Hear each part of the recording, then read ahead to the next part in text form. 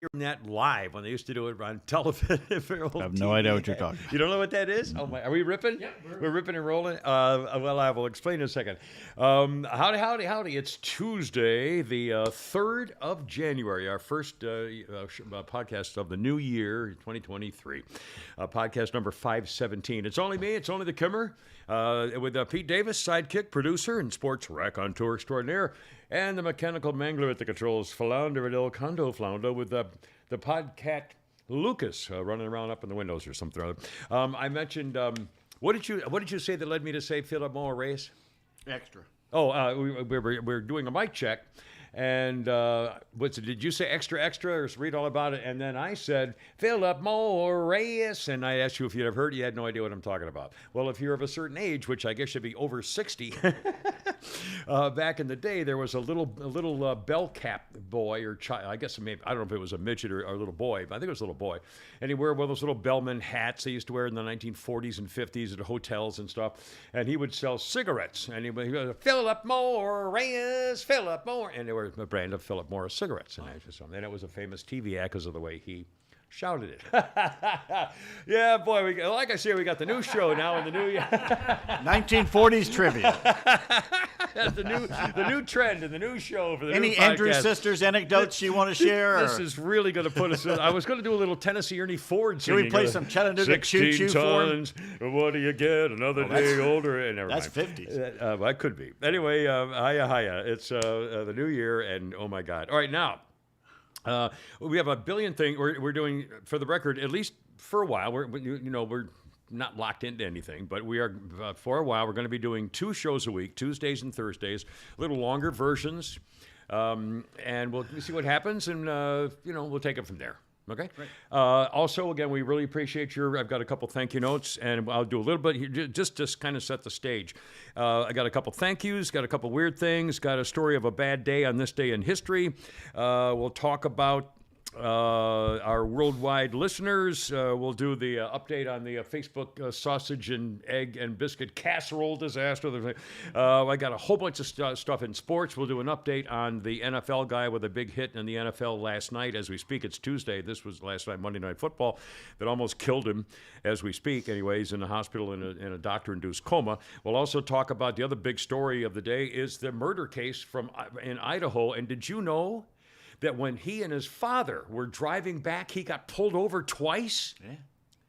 And the cops didn't know there was a lookout for a white Isuzu, or at that time, because it hadn't been broadcast. So if the police had known that at the time, it would have been, well, anyway, it reminds me of the Zodiac killer case, which I saw, and I'll talk about that too in a second here. But anyway, so we'll talk a couple of major news stories. Also, a whole crap load of stuff in sports. We'll talk about the Peach Bowl. I got a real problem with the way the announcers handled the Rose Bowl, making fun of Utah for getting creamed and then realizing their mistake. Also, Kirk Herbstreit reacting to the USC fingernail guy. Have you heard about that? We'll talk about that in sports. A whole bunch of Pete sports things as well. Again, we got them written down here, a million things with sports. We'll talk about a whole bunch of Twitter things and some reacting. And I noticed a whole big difference in what's being seen on Twitter these days. From the conservative side, anyway, kind of a thing. Also, exactly what is the middle class? Elon Musk's favorite tweets. We'll talk about Martina Navratilova. You're going to hear a voice from the past, and also an update on her these days. A story about Elon Musk's 2-year-old, who is already smarter than I'll ever be, comparing the West Wing press secretary to the one we have now. Yeah, I mean, we'll talk about that. CJ? Also, do you want to do the question of a couple of year-end questions are going around, such as if you could have dinner with one of 3 people, or 3 people, one from the field of sports, one from the field of music, one from the field of politics, who would they be? Dead or alive? Yep, dead or alive. Also, an update on Jeremy Renner. I need a pointer. The 1883 show. Is that the one you guys were watching? 1883, the No, that's the prequel to Yellowstone, isn't it? Okay, we'll talk about that. Also, the Trump taxes. Some idiot thinks Atlanta's still a beacon to the world for all the wonderfulness we have in Atlanta as the show city for the world. Also, legislature is thinking about sports betting. Looks like it's going to happen in Georgia. We'll ask what you think about that. Let's see. Art McNally passed away at the age of 97. Who? Art McNally. You didn't know that? He was a former referee and then took over all the NFL stuff, referees for. You never heard of Art McNally? My God, man. 97 years old. Yes, your hand's in the air there. Jason says, so far this is the best Kimmer show I've seen all year. Well, that's it for us, everybody. Good night. Thanks for your support. Lana Loves Jesus says, Happy New Year. God's watching. So let that be a lesson. Well, we got some more support. We'll do some more support. Also, just as a special treat, not only am I going to be doing my birthdays in history, I'm also going to be doing the birthdays in history from Monday, which I had already spent a couple hours looking up before we decided to do the show on Tuesday. We'll last over the weekend. So I got a double dose and some bad news for an Apple guy, and all that and more. And we'll hear. So we have some comedy sound bites and stuff. And anyway, we'll have a little fun. Also, and again, we have newsy stuff and all the good things. But first of all, this is why one of the reasons I no longer belong to the NRA. I actually, years ago, I guess 4 or 5 years ago, back when they were making the big push to take our guns and change the Second Amendment and everything else, I joined the NRA just to do it, just to show them they had no other member. And I only joined for a year, and then I didn't. I'm not really a joiner, you know. I really can't be locked into groups because I need the freedom to be able to do what I used to do for a living. Now that it matters at all. But anyway, so that's why I've never really been a joiner because I need to be independent. But anyway, so they sent me a 2023 a membership card saying, "Hey, come back and join us here, Ms. Kim Peterson." Yeah, that's why. Among other reasons, I'm no longer a member of the NRA. If you don't even know who they are, and why would you assume I'm a girl? Because I have a girl's name. I know. Thank you very much. That's right. And I was on the girls' list in school every year forever. Back when I went to school, I bet you guys didn't do that. When you went to school, they had a girl. They would call the names first day of class. The teacher would call the names. She had a girls' list and a boys' list. Did you ever have that? We had just a list. Well, see, they had a girls' list and a boys' list, and every year she would go Kim Peterson. I'd raise my hand and blush. I'd be told I was so embarrassed. I was so shy as a kid. I would just blush. I think I cried a couple of times, like in 2nd or 3rd grade. Yes. Why didn't you just change your name like I did? Well, I was 7. I was 7. Well, the other thing was, I'll give you the reason. My parents named me Kim after Rudyard Kipling's book, Kim of Korea. And back then, by the way, in 1940, I was born after World War II, late 40s and early 50s, Kim was a very popular boy's name because of that, among other things. In fact, I lived in a nneighborhood once, and there were 3, and out the outskirts of the neighborhood, there were 3 boys named Kim. The Falcons had a quarterback, Kim McQuilkin. Isn't there the Miami Dolphins had a linebacker, Kim something, I can't remember his name, but there have been a few. But anyway, it's and most of them are Kim Bull. Mine's just Kim. Whatever. Anyway, so that I have no idea why I'm talking about that. How the hell did I get onto my name? I mean, what the hell was I talking about when I got into talking I really need to give this journal to him. Yeah, you may. Tell everybody the name That's of it. use this journal when you are what high. What the hell was I talking about? Just keep it was the NRA. The NRA. That's okay. Sorry. Now, a couple quick things. I'm sorry. Here, I'll get better. I swear to God. A couple thank you notes. We got a very, very generous donation from Paul from Athens, Alabama, but he didn't send an address to write him a thank you note on his envelope. And he sent us something before when he did send a return address the last time, and I sent him a thank you note. This time he didn't. Smart man. He doesn't want to be tracked down. Anyway, leave me alone. I swear to God, yeah, go away. Take my money and shut up. I'll read this little letter. It says, Kimmer, your discussion of Custer touched a nerve with me in that it illustrates how poorly American history is taught. I was a junior ROTC, that's the Reserve Officer Training Corps, instructor for several years, and I spent a lot of time teaching history. I also had the great experience of touring the Little Bighorn battlefield this past summer. As with many areas of our great history, the Custer story is terribly misrepresented and only partially told. Briefly, Custer approached the Sioux encampment with 3 companies, 200 soldiers, each with very little intel, and failing to wait for his scouts to return with updated information, he made the decision to divide his forces, sending one company commanded by Major Reno, the other company by Captain Benteen, to flank the Sioux encampment. His company was to ride headlong into the encampment and surprise the Sioux. Custer's company was met by approximately 2,000 Sioux warriors and cut to pieces, literally. That, sadly, is where the story usually ends. The rest needs to be part of the discussion topic. Major Reno and Captain Benteen, while not being able to assist Custer, reformed their forces on a hill overlooking the Sioux encampment. For the next several days, those 2 companies fended off nearly continuous attacks by a numerically superior force, thus causing the Sioux to flee the area. Granted, I'm just a retired that's no such thing as just there, sir. I'm just a retired naval flight officer, but I think an Army guy or Marine would consider holding ground and causing the enemy to retreat a victory. Good point. We talked about that. We mentioned that. And that Benteen is the one who lived out his life here in Atlanta. Right. Yeah. Survived. There were survivors. And again, Custer just made a terrible decision. The best book by Nathaniel Philbrick. It's called The Last Stand, and it tells about all of that, and it's an amazing book. Nathaniel Philbrick, who also wrote Mayflower, which is the best book I've ever read about our early American history, without question. Anyway, Paul, thank you so much. And to show how bad it is and how popular culture continues to say, are you watching this Wednesday? Well, you're not. The Wednesday thing on Netflix, which is the Addams Family. Addams Family. Tim Burton did it. There's one point where she lives in a town where they have something called Pilgrim World. Yeah, but the little girl Wednesday from the Addams Family? It's set in New England. They have something called the Pilgrims walk in and start giving her trouble. Guys dressed up like pilgrims. And she basically goes off and says that pilgrims were responsible for the genocide of an entire race of people. It's like they were not responsible for any of that. They were only responsible for their little bitty part of the world. And yet that's what everybody watching that is going to think, the Pilgrims started the genocide. This is Netflix, I'm guessing? Netflix. And is this a modern version of the Addams Family with Basically, all new actors? Wednesday is old enough to go off to boarding school because she basically did something bad at her former school. Oh, I see. And it's Is it a comedy? Is it funny? It is funny. It is funny. Okay. But anybody we know? Is it famous actors? Oh, hell yeah. Catherine Zeta-Jones plays Morticia. No kidding. I've never even heard of it. It's just out. It just came out a month ago. Oh, be Netflix. damned. And it's Netflix, so you'll never see it. I'll never see it. Well, if I can't get it on my phone, I'm not happy. It's funny. I went on to Google and I said, did the Pilgrims try to convert the natives? And you know what it says? What? The tribes people were eventually forced to convert to Christianity and attend church. Because we had guns.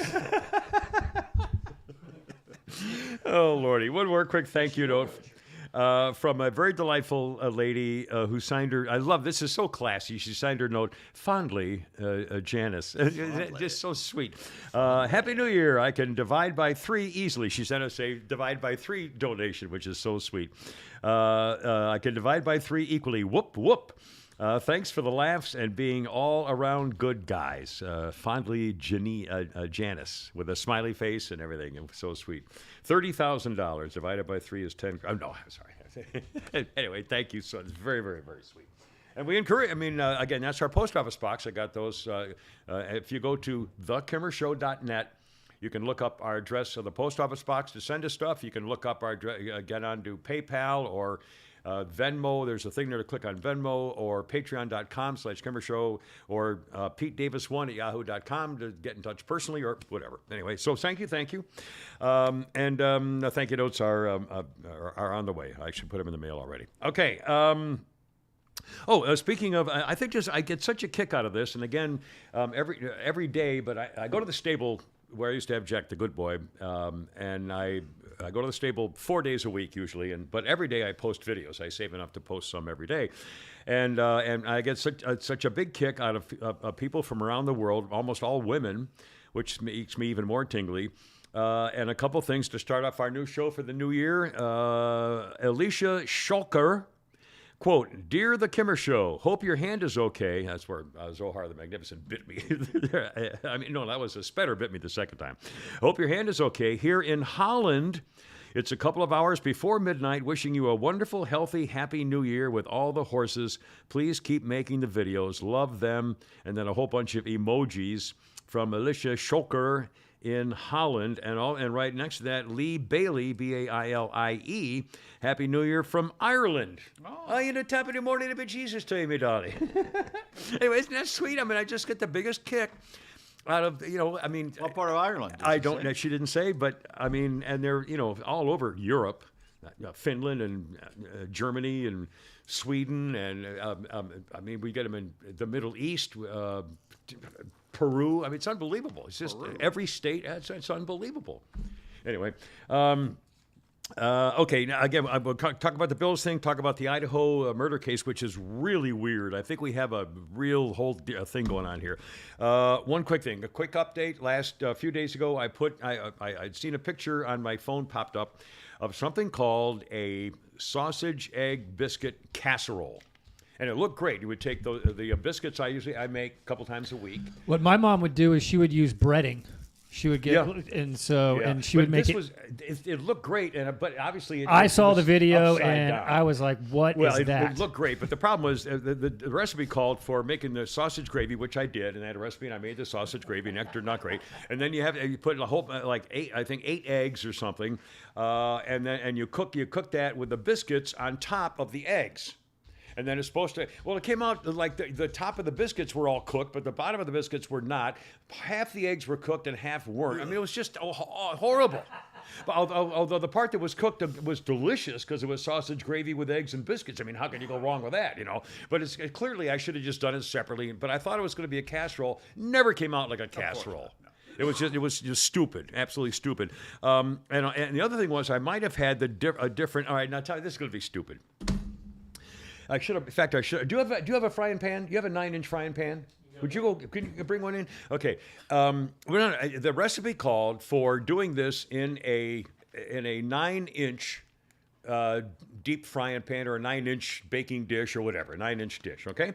Now, do you happen to know how you can easily measure for most men? How you can easily measure 9 inches? Yeah. No, not for you, Mr. Special. I'm talking about most guys. I don't know. I'll show you. Is this it? Okay.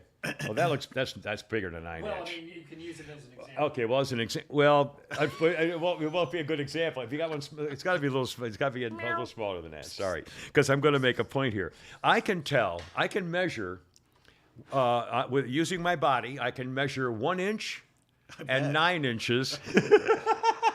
Think about that, ladies. We're talking. Are you a grower? We're talking radius. Circumference. It's not Yeah, 9, there you go. There you is go. that 9? Okay, 9-inch frying pan. Okay, it said use a 9-inch frying pan, although this is a little smaller, but you get the point. And I said to myself, well, I might have used a different size pan, but it measured 9 inches from inside to inside because I could tell using my hand. Yeah. If you measure your hand from fingertip to thumb tip, it's 9 inches. Take a ruler and measure the tip of your thumb to the tip of your finger, and I'll bet you it's 9 inches. And that's how I measured the inside. Now, this one is smaller. This frying pan is obviously not 9 inches. It's probably 7. But again, that's how I could tell. And the reason I could tell 9 inches by using my hands is because I'm old enough back in the days when we used to have boys' shop class in school. Yeah. And the teacher would say, well, if you need to measure 1 inch and you don't have a ruler, use your knuckle. Yeah, that right there. Your knuckle right here is 1 inch, basically. here to here. So if you want to, right, it is. Well, so figure, yeah. Well, I mean, but if you're looking at a map and you want to say how far you have to drive at I'll be able to use Google now or whatever. But I mean, if you're looking at an actual road map and you want to measure how far it is from one place to another, use your knuckle. Every knuckle is whatever the guide is on the map. There used to be that's an inch. An app that came with your Apple phone that you could measure things. Well, I mean, but again, I'm just telling you, a bunch of girls, women replied to me on my personal thing saying, how can you measure 9 inches? Poor bastard, still measuring in inches. I do the best I can. But again, it's because this is 9 inches. Flounder, if you got a tape measure, try your just. Yeah, for let me tips, grab try one. it. Let me grab one. And Pete, try just for the hell of it. Anyway, you can put this back too. You may want to wipe that off. Wash this. Anyway, yeah, there you go. Anyway, that's how. And again, in shop class, we used to do things like that. And I think I forgot the measurement for your forearm and stuff to be able to measure things on the fly if you need. Yes. Right. Scotty the Window Guy. Time for a sponsor, Davis. Hey. This measurement of inches brought to you by Atlanta Custom Closets. ClosetPro.net. Just call 404-255-0589. Yes, you can still start the new year helping out the little lady with a big old closet. Atlanta Custom Closets. ClosetPro.net. Okay. Now, all right, Pete. Yes. Just for the hell of it, Present. this is 9 inches. Look at that. All right, well, all right, you talk, and I'm going to go up to the thing here. All right. He's measuring body appendages. See the number 9 right And there's the number 9. Number 9. Number 9. Number 9. Look at that. It's amazing. Just as he said, just as the prophets foretold. But I'm serious. Well, now Just as the ancient aliens told us. Now, it might be a half an inch off, but I'll bet you that most regular average men, Oh, that's pretty close. Yeah. If I do it like this, it's pretty close. Yeah. well, just as wide as you can make, yeah. no, I don't have to do it as wide as I just Well, normally. yours is a normally little do it. shorter, and Flounder, you tried just for kicks, me? but I think yours looks like you didn't quite, more like. I don't have to expand my hand. I'm like OJ here. I don't have to completely open my hand. Flounder, finger to tip of thumb. That's 9 inches. Yeah, that's about, yeah. But I mean, I only knew that because of things like being old enough to have done stuff like that. Brandon, you can't get this anywhere. For good reason. That's why we're no longer on the radio. Sorry, it's my fault. Sophie O'Connor, this is interesting. Hey, if Sophia's likes it, Yeah, but she's already high. she's our ombudsman. Jason says, though, my pinky to the thumb is exactly 9 inches. Well, there you are. I'm telling you. But it's not amazing. I mean, think about it. It's like, 1 foot was a measurement of a foot. Okay, Cindy's fallen asleep, and Jason, the Kimmer, isn't doing any hand modeling side gigs. No, I'm ugly, thanks to my life. Anyway, okay, now, stuff. Topics? Last night, football. Monday Night Football. Buffalo Bills player, 24 years old. Obviously, perfect shape, great shape, athlete, Nice professional guy. athlete, great guy. He was on defensive back. He made a tackle. It wasn't a brutal tackle. It was a firm tackle, and he made it. And they collided together, and then he got up and he stood there for a second and fell backwards on his back and just was out. Apparently, his Dead. heart stopped. And I guess he was probably clinically dead. 8 to 9 minutes it took for the 8 to 9 minutes it took to revive him. Was it 8 to 9 to get the heart going Yes, again? he was doing yes. All right. Well, then I can't imagine the brain damage that might have happened if you don't have oxygen or you can't. I don't even want to think about it. Anyway, he had. They were consistently working on chest stuff for 8 to 9 minutes. Yeah. And But again, that's what you have to do when you don't have a heart rate. Is that way the But we kidneys don't know and whether the everything. blood was going to the brain. Exactly, Or not, so we yeah. don't know how long he might have been without oxygen to the brain, or maybe he was fine the whole time with the pumping. I don't know. 24. And again, this just happened last night as we speak, so we don't have a lot of facts yet. He apparently is in a medically induced coma and is alive. And when it happened, and I didn't see it happen live. I was switching back and forth, and then I tuned in right after it happened. And the players were all gathered on the field, and so on and so forth. They were crying, and everybody. I'm not going to say anything first. I'm going to get your reaction. Okay, now he fell, boom. They're working on him, and so forth. Pete, first, do you have a reaction on the coverage of it and what was going on in the stands and how people reacted to it and the reaction and so forth, everything? Well, the criticism came immediately about Susie Colbert and Booger McFarland and Adam Schefter. They don't know what they're doing, blah, blah, blah. It's like, people, if you've never been in that situation, don't criticize somebody else who's thrown into a situation they've never been in before. They're doing the best they can. And I'm the biggest ESPN critic there is, but they're doing the best they can. And later on, Scott Van Pelt and Ryan Clark did basically 75 minutes commercial free, which is very hard to do, and they did it wonderfully. But everybody's immediately the critic and the stuff like, look, they're doing their best. What do they got to do? Somebody said they should flip over to an old baseball game or something. No, people want to know what's going on. Yeah. I'm sorry. Now, the people in the stands, they should have been told earlier to go home.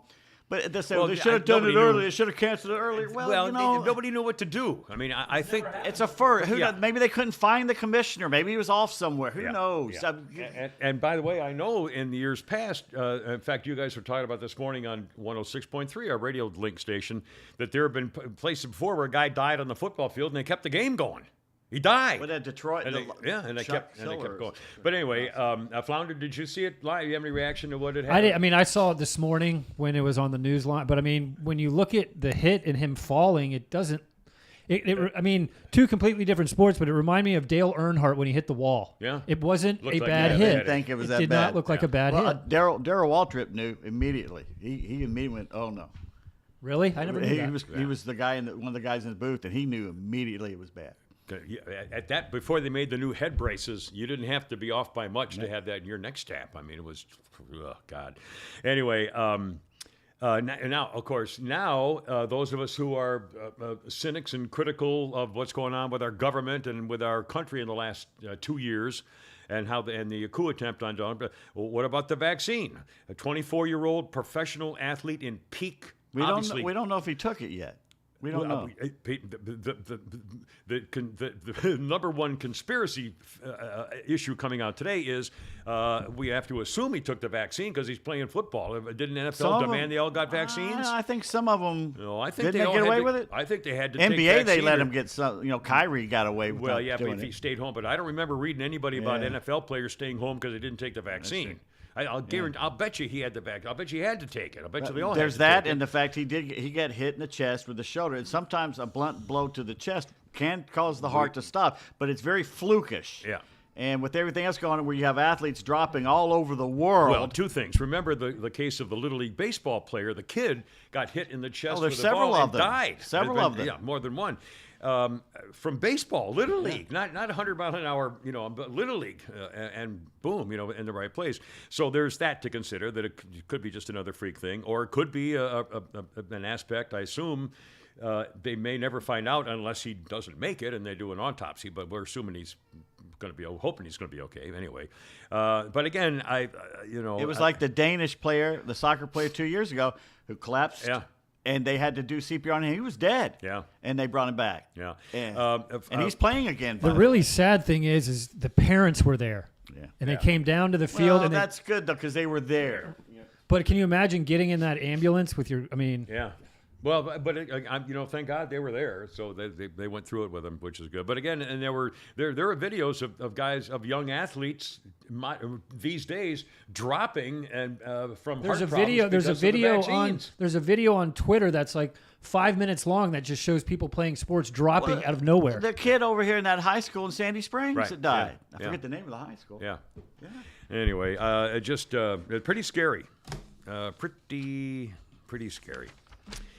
All right. I want to talk about the Idaho killing. Man, is this a weird story? And I watched the Zodiac, a special documentary on the Zodiac killer. Ironically, the other, I guess it was yesterday, off and on, and a couple of amazing kind of links to how they could have stopped him. The same way with Jeffrey Dahmer. That should have been stopped. I mean, John Wayne, was it John Wayne? No, Jeffrey Bundy? Dahmer. Jeffrey Dahmer should have been stopped. In Ted Wisconsin. Bundy should have been Ted stopped. Bundy should have been, yeah. Anyway, also, I've noticed a big difference. I've never posted on Twitter. I go to Twitter once, maybe twice a day for 5 minutes to see what's going on. But I sure noticed a difference in postings on Twitter all of a sudden. Thank you, Elon Musk, concerning especially Adam Kinzinger and Rob Reiner. You'll hear Elon's top tweets of the year. Try to figure out what's in the middle class. We'll ask you some of some stuff that's coming on here. I'll compare the West Wing and reality, and some email specials, and Jeremy Renner, and all kinds of good stuff. First, reminder: we have a double sponsor, and if you'd like to join us, we would be glad to have you aboard as a double sponsor for not only the podcast but also the Kimmer Show podcast Facebook page, Wise RV Glass, WISE. What a great idea. And especially during a couple of years ago, when the pandemic was in full swing, they will replace any and all glass issues on your RV, motor coach, and camper, vehicles like that. For example, if you have a fogged up double pane window, any broken or cracked glass, maybe even a little teeny spider web that's starting to get bigger or whatever. Interior mirrors, the rear view mirror, the side mirrors outside, the side windows, even those hard to find one-piece flat windshields on the for some of the RVs and so forth. They will replace those for you and fix what ails you, and it's all mobile. They come to you. You don't have to worry about trying to drive to find them. You get in touch with them, they come to you, they fix you in your own window frame to save you time and money. And no, don't, if you're saying, oh, well, rear view mirror, well, no, that's what they do. They do this for a living. So they're very happy to come wherever you are and take care of it. All of North Georgia, all of Metro Atlanta. No job is too small or too big. You have a fleet of vehicles with some damage to them, they'll take care of that too. Here's a phone number, WISE, W-I-S-E, WISE RV Glass. Area 470-345-6521. And on the web, wiservglass.com. Are we playing with Kitty? Oh, there he goes. He's gone. He's getting there. I mean, we'll see. He's getting there. He's a very, very chill cat, but then there's some times where he's just got this 20 minutes of energy really. where he'll well, just... he's a young cat. He's a I mean, kitten. if he sees squirrels back here, he'll just beeline it to the front and then run back. Really? Because he'll see it here, and then he'll run to the front, and then he'll go to the back door and look through there. So he just... love it. I love it. Now, you want to hear about a bad day in history? This really cool book, and it gives an example of something that happened really bad in history. And today's really bad in history for January 3rd. What's the matter? Isn't that something for kind of like the end of the show, not at the beginning? Well, I was when going to we're talking about. Well, okay, I was going to kind of get into the other newsy things without trying to be too newsy, but let's go Not into the only newsy thing. we should be news. I mean, there's huge things going on. Well, I got a million. I've got so much that's stuff here. filler. Okay, now Idaho murder case. Yeah.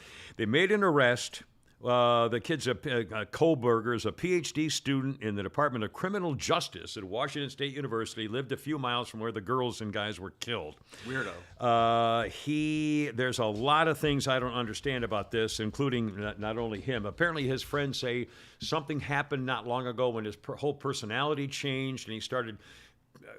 He just wasn't as friendly, and something happened. Something was going on in his life not long ago. I read something just on the web coming in. We don't know much about that, but obviously they're going to be interviewing everybody who ever knew the guy now that they've arrested him. A couple of things. His father had flown out to Washington State to drive back with his son, the suspect, to Pennsylvania. On the way back to Pennsylvania, driving the white, was it an Isuzu?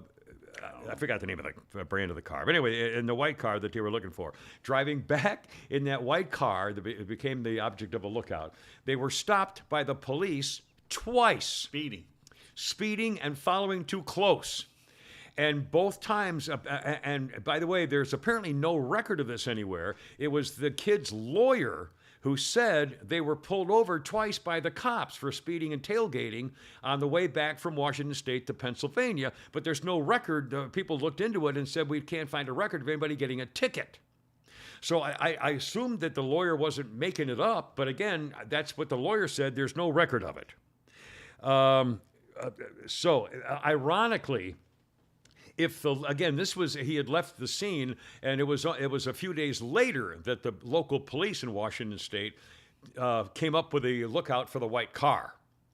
Now, I don't know whether the police then said, oh my God, we stopped one on the road, but they wouldn't have known. I mean, who would have made the link then? So they probably never made the link. But it reminded me, just the other day, I was flipping through channels yesterday, or what's this, Tuesday? It might have been Sunday night, whatever, and there was a special on something channel called Scary People or something, and it was about the Zodiac Killer. And the Zodiac Killer case, this was started in 1968 in California and went on for a couple of years. In the Zodiac Killer case, the Zodiac Killer was in a cab. He murdered the cab driver, shot him with a gun, murdered the cab driver, apparently got out of the cab and moved the driver's doing stuff. 3 kids heard the gunshot and either looked out their window or from where they were, not too far away, looked out and called the police. And they said, oh my God, I think somebody just got shot. And the guy, and they said, where? And so on. He said, what's the description? He said, well, he's kind of, like a medium, kind of stocky, round looking kind of white guy. And da. So the cop said, okay, something happened between what the kids told the police on the phone and the lookout. And so the lookout said they were be on the lookout for a medium height, sort of roundish black man in the area of so-and-so. As the police were driving along, these local police driving along where the murder happened, they saw a lone white man walking on the street, and they stopped him. And they said, excuse me, sir, we're looking for a black man by himself who might have been involved in a crime. And the guy said, oh, yeah, he went that way. And the police went off and looked for the black guy going by the Zodiac killer. Wow. Is that unbelievable? When they remember what he looked like? I can't believe it. I mean, it's just amazing. Yeah. And you can't, I'm not blaming the police. They were looking for a black guy, and they would thank you. Oh, thanks, man. I really appreciate your help. We'll go get it this way. They went that away. Oh, gee. And he went on to kill other people. Anyway, but again, this was like that case of this. Now, I saw one expert on the news the other night who said this may be a serial killer that we haven't discovered yet. I think he was just starting because I think he talked to BTK. Well, or exchanged letters with him. There's something screwy about him. If he is a criminal justice PhD candidate, and he's apparently looked into, I think did a search that showed he used to look into evidence and crimes and things. So he was investigating basically how to get away with murder or investigative scenes. He was a PhD candidate in criminal justice, so he knows his how professor cops was. No. His professor. His professor became very close with BTK and helped write his book. Yeah. And now maybe this was something that went in his head or whatever, but either way, it sounds like a psycho. It sounds like a real sick psychopath. Should we allow psychopaths, serial killers, to have contact with the public? Well, on the theory that they'll help us understand to look for signs of a serial killer in the future, then you have to say, well, it might help in the future. But again, on the other hand, psychos who are already tending toward that are going to say, oh, man, I'd like to be that guy. Who knows? They're freaks of nature. They're not real. They should not have contact with the outside world except through police. Well, why should they be alive? I agree. I'm seriously, really. Now, apparently, he left some DNA. Yeah. If you're going, first of all, why would you use a knife? It's visceral. The reason you use a knife is because it's very personal. If you're going to put a blade into a body, sexual for some of them. It's the culmination of the releasing of the plunging of the release of the manly thing. Among other things, but it's also really personal. It's not like shooting a guy with a rifle. That's what the Joker says. Yeah, he said he uses it because it's so much more personal. Yeah, bind you. In fact, the Zodiac killer admitted that he loved to kill because his greatest moment of thrill in life was seeing somebody die, was making him die. When he died, he got the biggest thrill of his life. Wow. When he finally admitted it to the media, when the Zodiac was communicating to the media this whole time when he was killing people. Anyway, but if you're gonna commit murders with a knife, wouldn't you make sure, first of all, that the knife had a real big guard on it so your hand doesn't slip onto the blade so you don't accidentally cut yourself? And if you're killing 4 people too, that's work. Yeah, and wouldn't you have like metal, like Knights of Armor glove metal thing? Really. So there's no way you could leave any. Wouldn't you be covered up entirely with a ski mask or with a pantyhose and the whole? So nothing gets off your hair or your skin. Once you get going, things happen. I guess. Now the other thing is, not that I know. And again, he got 4 of them. I don't. And there were at least two who had defensive wounds. So you have to assume that the only reason that nobody heard them scream out, including the 2 girls who lived through it all, was that they couldn't speak because maybe he put the first knife in their throat. I don't know. Or in their, I don't know. Somewhere where they couldn't speak. I'm trying to imagine how nobody cried out. How could nobody scream 4 cases of a knifing, which is almost never instantaneous? I mean, even a knife into the heart, you're going to have a, I mean, I don't understand. Well, it's like Speak in Chicago. He scared them so bad, the nurses, that they didn't do anything. Yeah, I guess. Now, the other thing is, and again, this is so sort of gruesome, but I don't understand. 2 other roommates who live in the home, they all got home, it's like 1, 2 o'clock in the morning. They were all, but it was not unusual. It's a party house in a college house, so that's not unusual. After the 2 other roommates woke up, the news report says they called friends to come to the house because they believed one of the victims found on the 2nd floor had passed out and wasn't waking up. Someone inside the house called 911 using a roommate's cell phone and talked to dispatchers. How could they see 4 murder victims by a knife and say, well, he's not waking up? Well, there was no blood? Well, if he's covered them up like they're sleeping, maybe they didn't see. Again, I don't understand. I don't know how it's possible. They didn't know. She isn't waking up. Well, because she'd been stabbed 40 times. I mean, why did he leave Washington to go to Idaho to do it?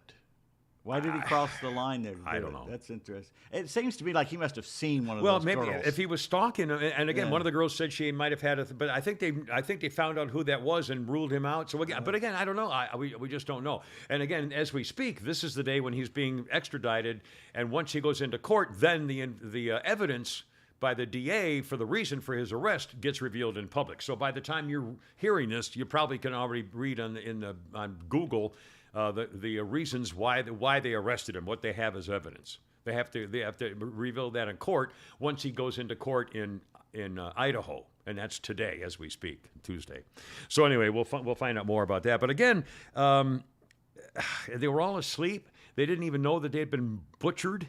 God, it was just so horrible. And again, he was driving home with his father. Now, okay, can you imagine if he did it? If he's the guy, he just slaughtered 4 young people, and then drove home with his father to go. Did Dad know? It must have been 2 or 3 days on the road. I mean, Idaho to Pennsylvania is cross country. That's 3,000 miles. Well, we just went through that thing a year ago. The family in Florida knew that guy that was traveling around. They knew he had killed that girl. Gabby Patino, yeah. Now maybe the and again the parents are calling for peace and understanding. We love our son no matter what might have happened. But again, I wonder whether the father knew about this or whether they did it or I wonder now Would the you parents are protect saying your I should have kid? known. Would you well, protect your kid? For 4 murders? No, you can't. I know. I mean, I can't. You can't, can you? I'd be afraid they'd do it again. Remember the case of the Georgia lawyer who let's see, he found out that his son, I guess his son had come to him and said he murdered somebody. He didn't mean to, but he murdered somebody, and the father turned him in, and the son got the death penalty. And the father had turned him in and testified against him, and he got the death penalty. And It was a Georgia father. Anyway, what's your kitty doing? He's like, he wants attention. He's getting a little hungry, so I'm gonna Is go. he squeaking? I want Well, go for attention. you. Yeah, go. Don't worry about it. You're kitty. Oh, he says, I got to have my treat, please. That's a good boy. Anyway, what a case, this Idaho case. Just a horrible. And again, so many things I just don't understand. And how he left DNA. And again, it could have been saliva. It could have been teardrop. I mean, it could have been. And they were good-looking girls, so you kind of think. To me, it seems like he saw them somewhere. Well, they were all hot. Yeah, they were got all beautiful, fascinated. glamorous, hot, sexy, and I mean, just young college girls. They were beautiful college girls. But again, I hope we find out. Well, and how it sounds soon- to me that it just seems to me like he can't possibly have thought he could get away with it. I mean, just the very thought of that's going to be your crime is to sneak into a house, and obviously he must have known where the rooms were. I saw one interview with one guy who used to live there. That he rented that house when he was there, and he said you have to know where everything is, or you're going to get lost trying to go from one floor to the next, and there's people downstairs. Yeah, how he did said he know you that? would have had to know. He planned it. I think he's a criminology guy. He studied BTK. I think he thought he was smart enough to get away with it. He must have cased the joint though, but and no, and I'll bet he was in there again. They said it's a party house. Where they had friends in all the time, and he could have gone in there and been a party, and he could have been down there and gotten the lay of the land and know maybe someone. I'll bet you they're going to find out. People are everybody who's ever been in that house is going to be asked, "Do you recognize this guy?" To find out if he in fact was there, if they recognize him, and I'll bet he was. I'm guessing, but I'll bet he was there at some point, and I'll bet you that somebody said, "Geez, I think I saw that guy." Over under a year before the movie comes out. The Yeah. TV Wow. made for. Well, we movie. need to find out what happened first. If he admits it, and if he's a psycho and was and kind of really wanted to get caught, I don't get anything about this. I think I can't imagine he really thought he was going to get away with it for some reason. What would be interesting to me is, was he normal when he went into taking these classes and it changed him the more he studied this and got into it? I don't know. Or was he twisted going in and he wanted to learn? Yeah. I think we'll find out because a couple of his friends said something happened. He changed. We noticed a definite personality change a few months ago or sometime recently, and they don't know what it was. That usually sounds like a breakup or something. I don't know. Again, or it's just very rejection. early. They just caught him, so we don't know. We really don't have a lot of information. But anyway, God. Let's see. One more quick crime thing, and we'll have a little fun here with stuff. California, do I understand this correctly? California has now passed I guess it's an executive order. I don't know if it's passed by the legislature.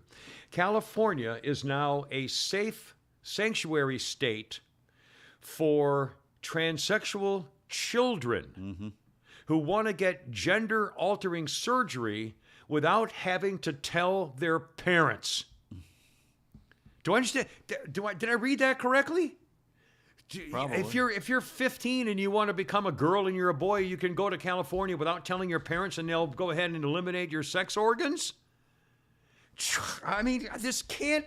You got. There's two reasons for this. One, once again, the state takes over your kids. You're not in charge of your kids. The state has proven to have the most power. And two, it cuts down on the population because once they chop them, they're not having any more kids. And in fact, have you heard going around on social media now? And I heard the guys talking about it on the radio this morning. Have you? And Bortz mentioned it on his commentary too.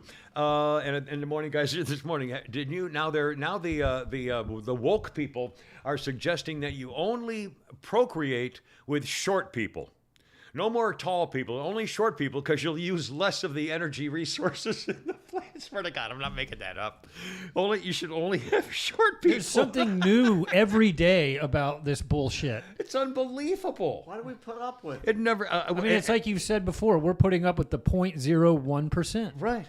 And for example, there were, I don't know how many states allow now young girls under the age of 18 to get birth control without telling their parents. Schools, I think there are some school systems that give out birth control without telling their parents, depending on their age I'm of the not groups. so against that.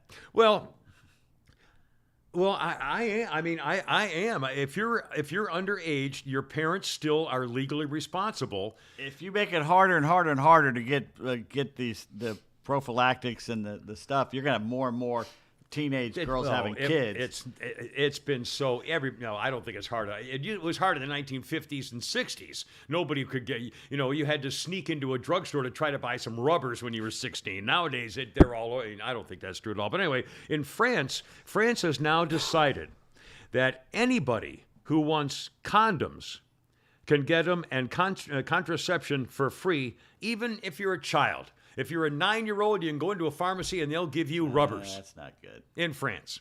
Planned There's Parenthood. you know why? Venereal disease. Because they're all getting VD and clap and herpes and everything else. So children, a 9-year-old can go get rubbers in France. When we were in high Free. school Free. at Parkview, 17, 18 around there, I took my girlfriend downtown. You had to go downtown to the Planned Parenthood. It's a seedy building over there by the Riches thing. It was very seedy.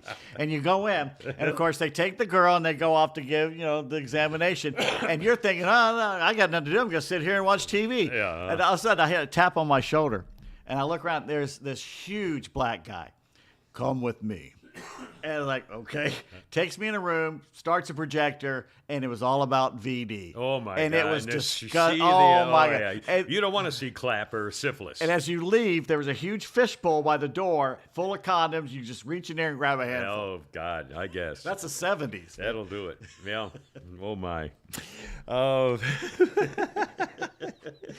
Oh, what a country. Okay, I tell you what. A quick reminder of one thing. I want to talk about Adam Kinzinger. I'm having the more fun going on Twitter. And again, I'm not a Twitter guy. I've never posted, but I do look at it once or twice a day. And I'm having more fun now because it's giving people like me a chance to have a little laugh. How about people like me who love? I'm a car guy. I love car guys. I'm a baby boomer, so my favorite car. If I could have any cars I wanted, I'd pick 10 from the 1950s. So I'm definitely a car guy. If you're a car guy. And every time you drive in your car somewhere and you see another car you've always wanted, you're going, oh man, I love that. It's a great looking car. Well, now you might be able to make that kind of a dream come true with swapmywhip.com. A whip is a colloquial phrase for a ride or car. If you're looking for a different ride, swapmywhip.com. Go there, check it out, maybe find like-minded car owners who, just like you, who don't want to deal with dealerships, don't want to have used car salesmen or middlemen get in the way of stuff, and they've got a car that maybe they're willing to swap with you, or they have a friend who says, or if you say, I'm looking for so-and-so, and they say, oh my God, I got a buddy who wants one, boom, bam, boom, you're in business. Avoid the middleman entirely, and it's cars and SUVs or wagons and pickup trucks and boats and jet skis, rides, stuff like that, ATVs, off-road things. All that kind of stuff, swapmywhip.com. Now, if you go to the swapmywhip.com and use the coupon code KIMMER, KIMMER, it's 180 days of free premium listings on swapmywhip.com. And what a great idea, because you might find exactly what you're looking for. Or if you have a friend who says, yeah, man, my buddy's always wanted an 87 Camaro, you might just find it by swapmywhip.com. Anyways, thank you for your support on this, and check them out. Oh, Lucas, a podcast. You got a new little dangle rope thing for him to play with? Really hard. But of course he's not. He won't do it now, of course, because you I'm want not him a trick pony. That's for sure. Now, a couple of news. Again, I mentioned Twitter.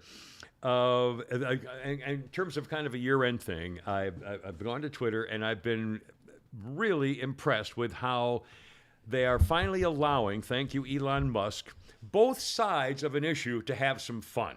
It seems to me I could have fun looking at Twitter without being all upset that all I ever see is all the liberals complaining about MAGA Republicans. So are you a little more comfortable with going on Twitter now and finding things? Absolutely. So you can find a tweet that you may have. I'm not dubious about going on Twitter or even looking at Twitter, for that matter. But for example, Adam Kinzinger, this is the guy that Tucker used to make fun of. It's the crybaby of Congress. He got voted out, so he's not going back. A phony Republican. And Adam Kinzinger, at one of his parting shots on Twitter, said, every member of the House and Senate, Ted Cruz, all these people among the loudest who lied to you saying Ray Epps was an FBI agent or informant must now own what they said and not try to change the conspiracy content without accountability. Where's the press on this? They said, wait a minute. Ray Epps is the guy who was on video saying, we got to go into the Capitol. Make sure you meet here, and then actually you have to go inside. You can't stay outside. You got to go And inside he hasn't the been Capitol. subpoenaed? He Nothing. led Nothing. well, here's some of the reaction.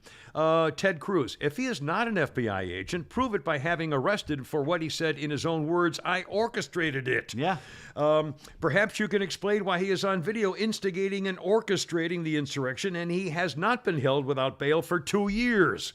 Laura from the Fox, seems like he was behind the insurrection.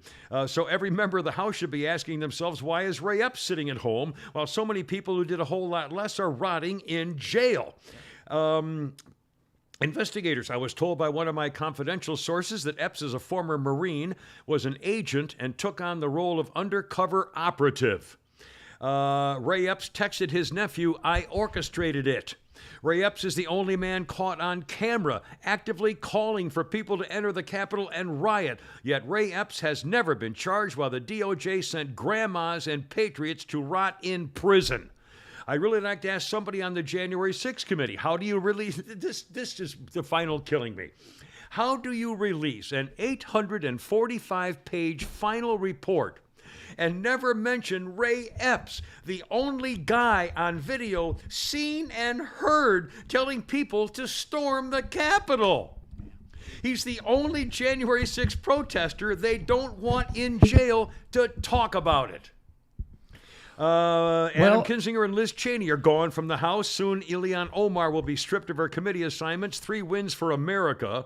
Adam Kinzinger's only trending because people are celebrating his time is over in Congress. And one of my favorite tweets of all time, Gunther, I'm still laughing that Adam Kinzinger is unemployed and Gavin Newsom's wife was banging Harvey Weinstein.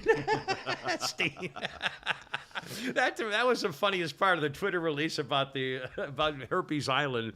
Was it not Herpes Island? Yeah, about the Epstein case. Anyway, now one more thing on Twitter. I'm having fun reading those things, but again, you get a chance to see the other side on Twitter. Well, the funny thing is Elon Musk was on a podcast this weekend or last weekend, and he said almost every conspiracy theory you thought has been proven true. Yeah. Because of these Twitter drops. And they're still denying it. Again, the report had no mention of the only... it's going to be interesting is when GOP can get their shit together and figure out who's going to lead the House. But the point I'm trying to make is they have direct evidence for these hearings. Yeah, right. Well, again, the only thing that's going to happen is... Like Russia collusion, there was no real evidence. If they do have actual hearings... but again, this is one more thing. Speaking of Twitter and the other side... here we go. This popped in after on the Donald Trump case. Trump said, was just advised the unselect committee of political thugs has withdrawn the subpoena of me concerning the January 6th protests. They probably did so because he knew I did nothing wrong or about to lose in court. Maybe the FBI's involvement in rigging the election played into their decision. In any event, the subpoena's dead. And then this reaction. After 722 days of foreplay, Rob Reiner has lost his erection, and doctors fear his inverted penis may be irreparable. Meathead is trending again because it must mean Rob Reiner's leaving Twitter for the 5th time in the past 2 weeks. The January 6th committee withdrew their subpoena for Trump. Has anyone checked on Rob Reiner or JoJo the jerk-off to make sure they haven't hung themselves? Hopefully somebody's with Rob Reiner at this moment, ensuring he's getting medical care he will desperately need. Thoughts and prayers to Rob Reiner and Stephen King. Or Bonita Broderick. January 6th herd of jackasses are total losers. Anyway, again, Rob Reiner, who keeps, like all the others, threatening to leave the country and get off Twitter. A Rob Reiner update brought to you by FarmhousePrintingCo.com. That's right. Custom shirts and hats and signs, promotional items, no minimum order, no setup fees. They're right here in Sonoria, Georgia. They got laser engraving for all the big stuff.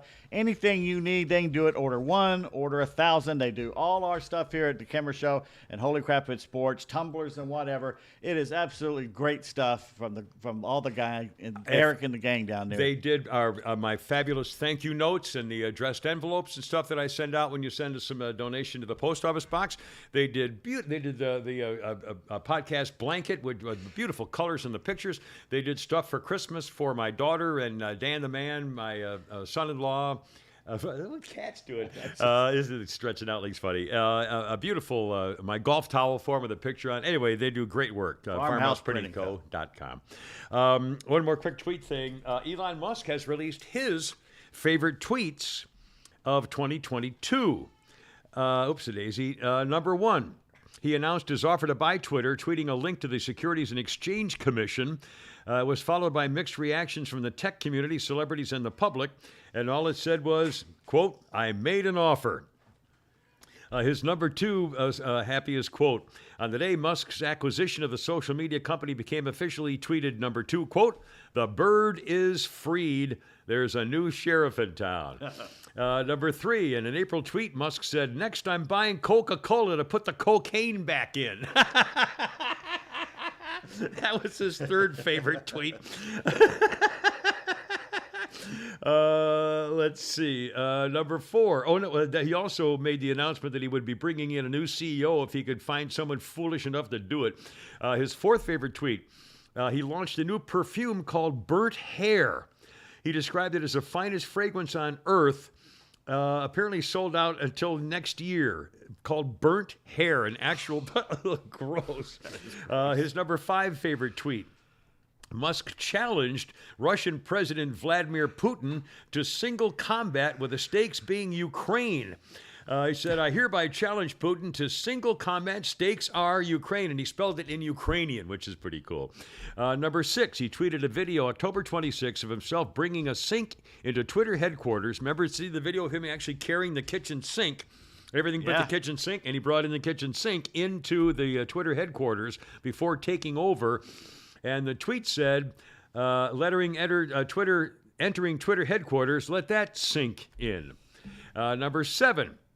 In April, he tweeted, I hope that even my worst critics remain on Twitter because that is what free speech means. He's a free speech absolutist. He stayed true to form, reinstating the suspended accounts of Trump and psychologist Jordan Peterson and Marjorie Taylor Greene in November. His 8th one, he said, I hope even my worst... Oh, no, I'm sorry, he did that one. His 8th one was his Second Amendment rights and a photo of his bedside table. He talked about his Second Amendment rights, and his bedside table shows a picture of the American flag from Revolutionary days and the Revolutionary War being flown, a bunch of beer cans, and a loaded gun. Let's see. Number 9, the October tweet received more than 2.3 million likes a day after his takeover, and the tweet read, comedy is now legal on Twitter. And the other, number 10, the morbid tweet received almost 2 million likes. Number 10, if I die under mysterious circumstances, it's been nice knowing you. Which is pretty bizarre. Anyway. Speaking of guns, Yes. I finally got to shoot that shotgun Mike Brooks got us. Remember our little short... Yeah. Where'd you do that? Out back your back door? My sister's boyfriend has a kind of a house over on the Etowah River. Oh. It's kind of out there. Yeah. And I brought it over and showed it to him. He goes, that's pretty neat. You want to shoot it? I go, where are we going to shoot it? He goes, off the back porch. So we went and shot the river, and boy, it's loud. Okay, yeah. It's loud, and it's got a pretty good kick. Not a major, but a pretty good little it's kick a small, to it. it's a short stock. And it was fun. Yeah. And did you shoot things or just No, in the water? I said, anything I'm particularly aiming at? And he goes, space. Well, yeah. But The river down there. When the spring comes, we I know, need to take we all need to- my guns and all stuff and get some watermelons and pumpkins and Coke bottles and beer and whatever and go to some dump or somebody's got land somewhere and just shoot the crap out of it. And some Outdoors, updated shooting things. updated ear protectors. Well, yeah. I just turned off my ear rockets now. You don't need 'em. Got to make that mistake again. I still kicking myself. I hate my life. Every single minute of every single day, I hate hearing. Every single minute of every single day. And I did it myself. Yes, see, Mr. Funny Pants. I mean, just trying to listen to music in my car and stuff. Really? It's just, anyway. But I did it myself. I did it to myself. Okay, can we talk we got a bunch of sports things, but first, quick thing. And I want to talk about a whole bunch of sports stuff here. Are we going to, Blaine asked a good question here. Yeah. Are we going to try and get a set time to start Tuesdays and Thursdays? Do you think we can do that? Well, or is it problem, we have to Flounder? go by Flounder because because still going to be he leaves mobile? the station whenever he leaves the station. So it's kind of hard to... we will get a set time or it's going to float? The one thing is every other Thursday I have to do podcasting at Extra 106.3 till 1 o'clock. Yeah. So normally on Tuesdays we would be able to start by noon. So we'll try and start at noon on Tuesday. And Thursdays we may start a little, like around 2, maybe a little later. Okay. All right. Well. Yeah. Is that all right? Yeah. Again, at the end of the day, as long as we're doing 2 shows a week with content, they can go back on YouTube. They can go back and listen to the podcast. So it's not a big deal if we switch some stuff around because they can always just go back and watch it, listen to it anytime. That day. And we're thinking about getting on Rumble too. We're checking into that. So that would make it a little easier.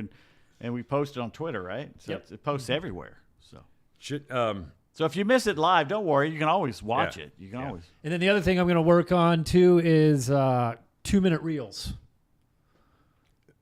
What's that? What do you So mean? like you know when you go on 2 to minutes Twitter of our show? Yeah, so highlights I got you. because Yeah, what that yeah, good. does is you want that to Great idea. bring back Who's the to poor bastard who's going to have to go through and find 2 minutes of highlight? Or somebody wrote, "Hey, I just tuned in. What did I miss?" And Scotty goes, "Nothing, really." Scotty the window guy, probably. Thank you, Scotty. I missed his anniversary, and he's out to get me. It's incredible. I'm going to talk sports here with Pete in just a second. Yeah. First, Jeremy Renner. I know. I still don't know exactly what happened. Apparently, he was working a snowplow. I don't know how. Yeah, I'm not sure It how sounds big like the snowplow it was. sounds like a snowplow hit him. Well, it's said. Yeah, 'cause well, they're again, saying he his was leg in and He was Renner's the famous actor, 51, great Hawkeye. guy. He's in a million things. And he was at home in Nevada at his the only person involved. So he couldn't have been hit by somebody else. He was the only guy there, and it was his snowplow apparently. And they think now again we don't know whether he was going up a hill and it overturned. And if that was and I did hear somebody said that he may have been going up a hill and it overturned on him. That's not good. Two But anyway, he's surgeries, man. Yeah. And he got his chest, hurt his leg and his chest, I guess. But anyway, he's alive and he's in the hospital. Jeremy Renner. Anita Pointer died. Remember the Pointer sisters, 74 years old. She had cancer for quite a while. I'm not sure what kind. The girls won 3 Grammys. I'm so excited and fire. Pointer sisters, very famous groups. Yeah. And one more kind of a media thing. And Barbara Wawa. Barbara, yeah, back. Did she? Although she didn't she Thursday was or she, Friday. Thursday, yeah. When we did after we did the last show, and by I remember when she was in her, I think it was in her fit, might have been 60, and it was either Vanity Fair or it might have been Cosmo. Put a glamour shot of Barbara Walters on the cover or something, did a big thing of her showing cleavage and a beautiful black. She was a knockout. Well, she was good looking when she was younger. Barbara I'll give her Walters that. was a knockout. Like Gloria Steinem was Yeah, good looking when she was younger. She had great legs for a feminist. Anyway, and one more quick. I got this may be shorter than I thought because I thought you guys should watch it. The TV series 1883 was supposed to be a prequel to Yellowstone. It was supposed to be very famous, and they're not bringing it back for a second season. I never saw it. I think I saw one part of it, and I think it was the series where they had this little, like 13-year-old blonde girl who then was taken with the guys to go on the road, rounding up the stuff to go across the country. I don't know. It looked a little kinky to me. I couldn't really quite get into it. But apparently it's not going to, it's supposed to be very famous. And it was by Taylor Sheridan. And it was called 1883. And they did not renew it for a second season, even though they did renew it for a second season. Studio executives didn't know that the main characters were all killed off in the first season. And the executives didn't know the guy Taylor Sheridan, who wrote the thing and made the story, said, quote, "I know they read the scripts, but they don't read the scripts. So when they read the last episode of 1883, I don't think they digested what had happened, even though I made it quite clear from the very beginning. The story I heard is that Bob Bakish of Paramount Global watched it and said, wait a minute, she dies? They all die? What do we do in season 2? I said, there is no season 2. They're all killed off. He said, there's got to be one because the studio already picked it up for season 2. Was that why they went ahead and did 1923? Yeah, exactly. So you catch the picture. The studio's going, wait a minute, we just signed up. We're paying millions to have a second season, but they're all dead. So the guy said, I'll tell you what we'll do. They all died at a high rate and knocked off Sam Elliott and Isabel May, knocked off in the season finale. 1883 was the Dutton family history laid out as members leave Texas for Montana, frontier settlers. So the Sheridan said, I'll tell you what, I'll do a different spinoff. I'll call it The Legacy of 40 Years, and we'll start it in 1923. And so they put that on instead. A question. Who leaves Texas and goes to Montana? I don't know. I don't know. Let's go where it's frigid as hell. Yeah, I mean, Montana's gorgeous unless it's after September 1st. And then, it's like the Dakotas. I mean, my God. Wow. But it's I couldn't wait to keep driving through the Wild West, the Black Hills I know, and it's the beautiful. Badlands, and spectacular. I watch actual horseback rodeo roundups, cattle roundups, wild bison herds. My God, can't get enough of it. Anyways, that's cool. Now, let me do a couple of sports things here. We got a whole bunch of sports things here, Pete. Reaction to the Peach Bowl? Well, it's amazing. All the people What a screaming and game. hollering about Spencer, and they were even talking about bring the other guy. What other guy? Come on, give me a break, Kaysen. And then he did it again. And I tell you what, the greatest move of the last generation was Ohio State pulling that fake punt. And Kirby Smart seeing what they were about to do and calling time out. Because that was the game. Racing. If he hadn't done that, very likely could have made the ball game. That was the ball game, well, in my opinion. yeah, I that agree. is unbelievable. Yeah. He had studied them and knew what they were going to do and changed He that. didn't like what that when he saw, I mean, you could see it. He said, oh, no. Yeah, because anytime he does something, he's very theatrical. Very in a sense. animated. I mean, you could see. The other thing he went, did, oh, though, man.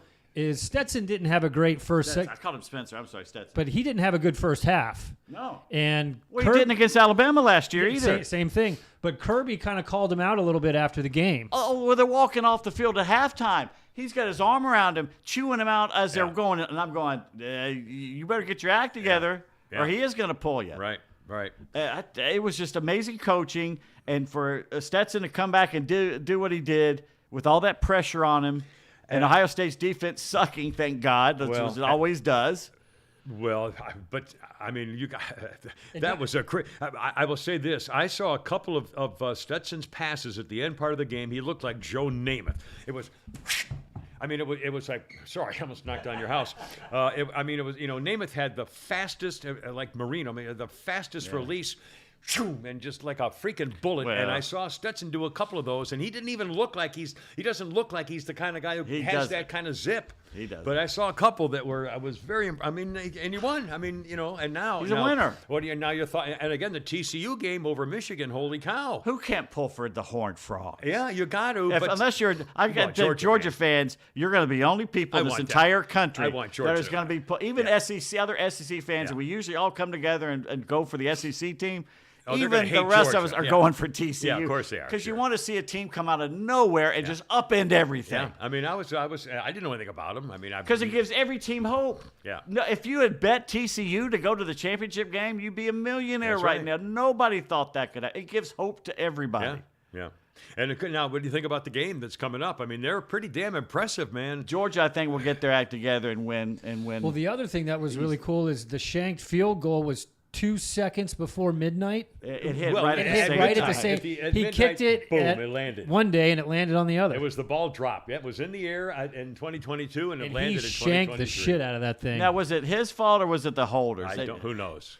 I think he Because tried too hard. He was consoling the holder almost immediately. He was going up was to he? the holder. Oh, well, might have been. and I don't know, but he just Maybe he had it at an angle or the wrong angle. Well, the one before which he made had gone sideways spinning, and you never want to see that. But he made it. Yeah. So you got to wonder if it was the holder. Yeah. Anyway, also our old producer Mikey Rose, Mike Rose, Mikey is where he put a picture up of him at the Peach Bowl, and there was a sign of parking of Amex or credit cards only, $100 to park for the Peach Bowl game. Wow. $100. I wouldn't park down. Whoa! I thought that was kind I'd of either thing. Uber. I'm not putting my car down there. Now, a couple things at the Rose Bowl game. They were showing the crowd when they were playing the Star Spangled Banner, and there was a picture of a guy with this cute little blonde girl, probably 7 or 8 years old, probably seemed to be his daughter, and he had his hat on, and all of a sudden from the side of the picture, you see a guy's arm slam him like that, and he takes his hat off. He had his hat on, and a guy next to him hit him in the chest to tell him to take your freaking hat off, which he did, which I thought was great. I forgot. Well, he probably did. But again, it wasn't like he had a fight about it, but it was, somebody said, hey, and he took it off, and which is perfect. If it was an accident, nobody got in an argument about it, but it was like, oh my God, I had my hat on. And I thought in front of the little girl, I thought it was a great video shot, lasted 2 seconds, and it struck me as something important. Scotty makes a good point. This may be the best. I mean, there's been a lot of clunkers, but it's also been some of the greatest bowl games you will have ever seen. I think this was the two best playoff games that I remember. Yeah. I think Now, we're I'm talking. sure there may have been more than the 1960s and, or and what? something. And okay, Those two games, I think, those 2 games. a small doctor school from New Orleans just beat Southern Cal Yeah. in the Cotton Bowl. And they blew. Southern Cal blew what, a 14-point lead with 4 minutes to go. Yeah. 15 points with 4 minutes to go. I know. To Tulane. Yeah, I know. Biggest game since the 1930s. Yeah. That just blows my mind. I know. If you had bet TCU in the championship game in Tulane, Yeah, I know. going to the Cotton Bowl, much I know. less beating USC. I know. Hard to Holy believe. cow! I mean, it's all because of the transfer portal. Yeah. It's changed Well, everything. That's true. Well, look what Deion Sanders did with his group, and I mean, What he's going to do in Colorado. He's going to do in Colorado. And the other thing about the Rose Bowl, the guy took off his hat. The band playing the Star Spangled Banner hit the high note at the end, which I liked. In the land of the free, and the home of the brave. I'm sorry, it's important to me. Before I die, Which band? somebody's going to do it the way I want. Which and the band did it? I don't know, but it was perfect, and I recorded it on my. In fact, I played it back and recorded it on my VCR so that I can play that 2 minutes in the Star You Spangled should Banner. send a thank you note. I should send him a note. And now, one other thing.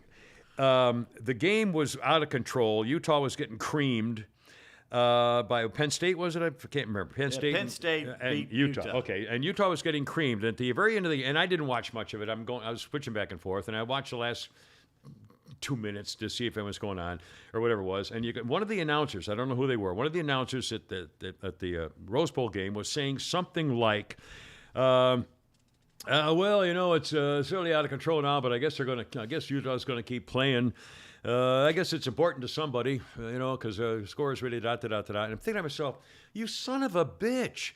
These kids are not going to be professional athletes at the University of Utah. This is the last game they're ever going to play. This is the most important thing in their entire careers as football players that they're ever going to do. They're in the freaking Rose Bowl.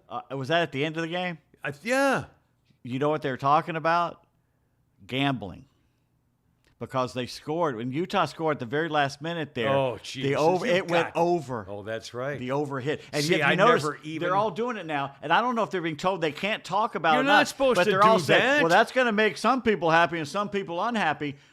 Okay, gambling is every big a part of it. Why can't they just come out and say, well, that puts it over. That's the over. Wow, Why can't they just say it? I know. I still don't like it. But again, I didn't get that. Now that you've said that, It's gambling. that may well be it. But the impression I got was that he was saying, those guys at Utah, it's over. You're getting creamed. Why are you even buying? I guess somebody thinks it's still important or something like that. And again, I'm thinking to myself, and I thought, you bastard. I mean, what a nasty thing to say. These are, parents are watching their it's just what a nasty thing about these dedicating their college career. Anyway, and it'll be, after that, they'll never play another game of football. So, it is important to them. It's their personal life, for But God's it's more sake. important to the game. Yeah, I know. But again, and then the good news was, the reason I mentioned this at all is because after a break, I came back, I was watching again, and it might have been the other announcer in the cast was saying something like, well, the nice thing is, Bob, that a lot of these athletes will never get a chance to do this professionally, so it gives them a chance to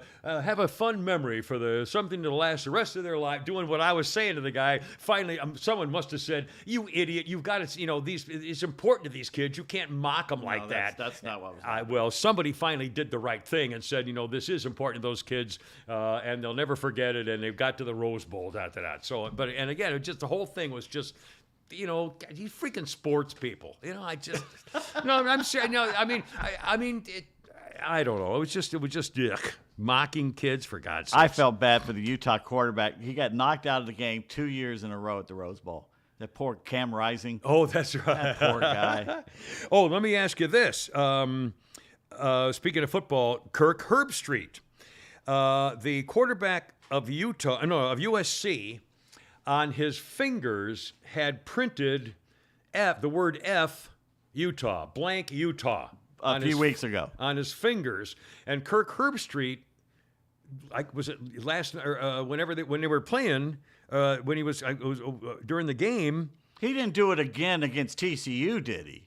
Not TCU. I'm sorry, about Tulane. He didn't do that to Tulane, too. He did it to Utah. Right, but Kirk Herbstreit, on the air, actually said, condemned him and said, Good. the coach shouldn't have allowed that to happen. The quarterback never should have done that. And then Kirk Herbstreit said, excuse my French, he said the coach was totally out of line for allowing that to happen. The kid never should have been allowed to do that. They need to clean this shit up. And he said it on ESPN. Good. Which is perfect. Anyway, I thought that was.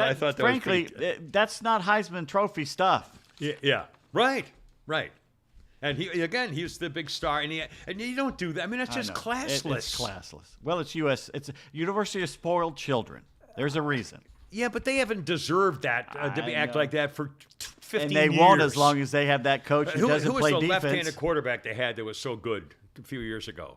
Leinart. Yeah, Leinart. It's been since Leinart. They have no reason to talk about anything at USC, as far as I'm concerned. agree. But in years when they had OJ and all the running back gear, all that kind of Reggie stuff, that's Bush. one thing. Yeah, when they were bragging about always being in the top 5 people in the world, that's 20 years ago, my friends. So screw you, USC, you assholes. I found, going through all my waterlogged crap, I found an old Sports Illustrated from 1990, and it's OJ with the Bills. And the headline is, why can't they all run like OJ? And I'm thinking, well, because they're not being chased by the police. Mostly. Popo.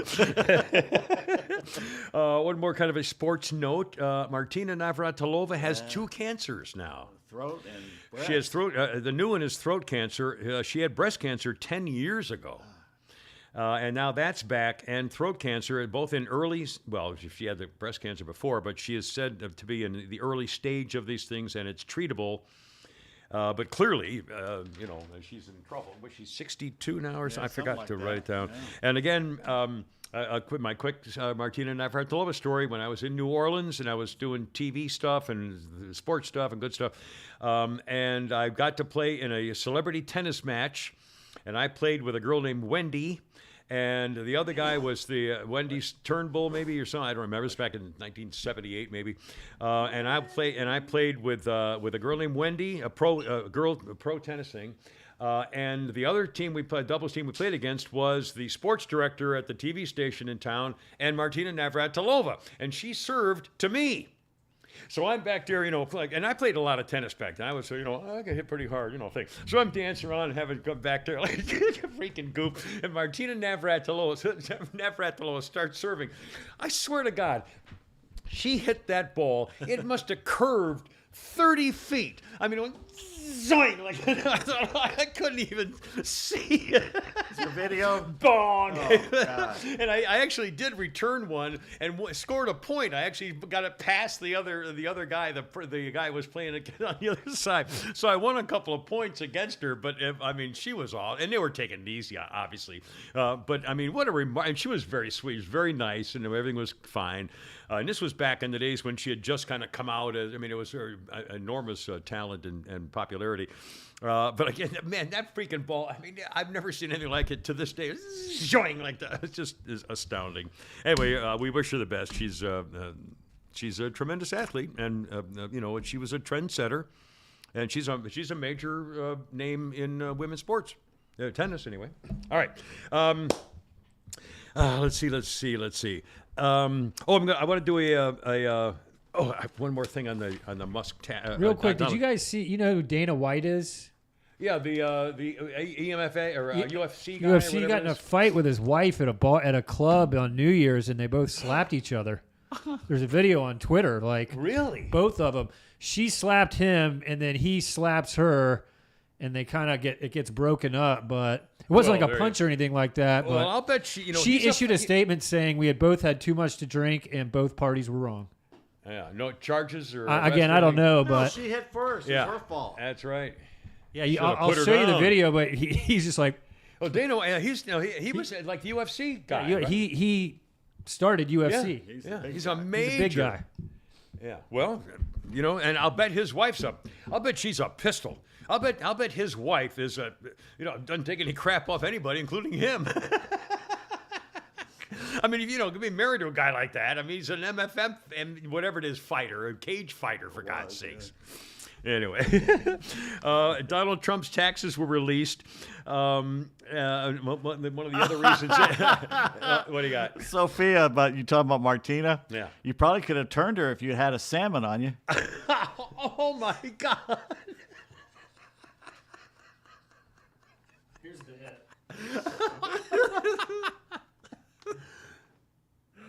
Oh, he gave her a you little show it paw on the- pat. I didn't see hers Put it up first, to though. the Did it show camera? the beginning? I didn't see the beginning. I'll send it I still, yeah. Anyway, yeah, it's kind of, it's in a, he gives her a little slap in the face, but he doesn't hit her. He gives her a little pop. Yeah. Well, he knew better than to punch her in the nose. That'd be bad. Anyway, I thought this was amusing.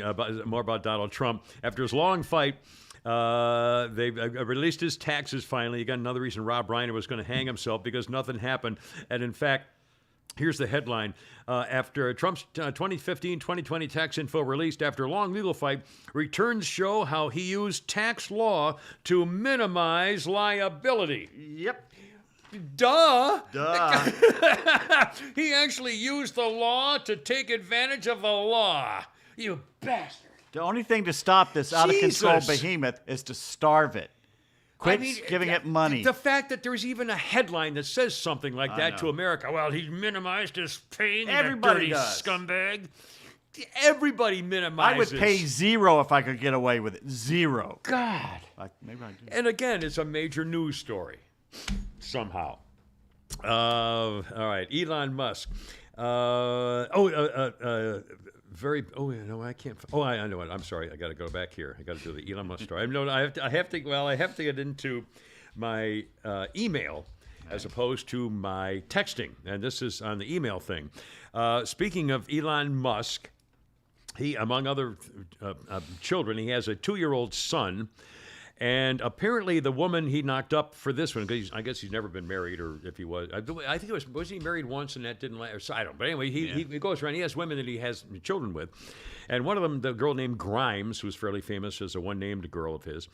They have a 2-year-old son, and she says that their 2-year-old son can identify obscure rocket design and shadows engineering strategy meetings.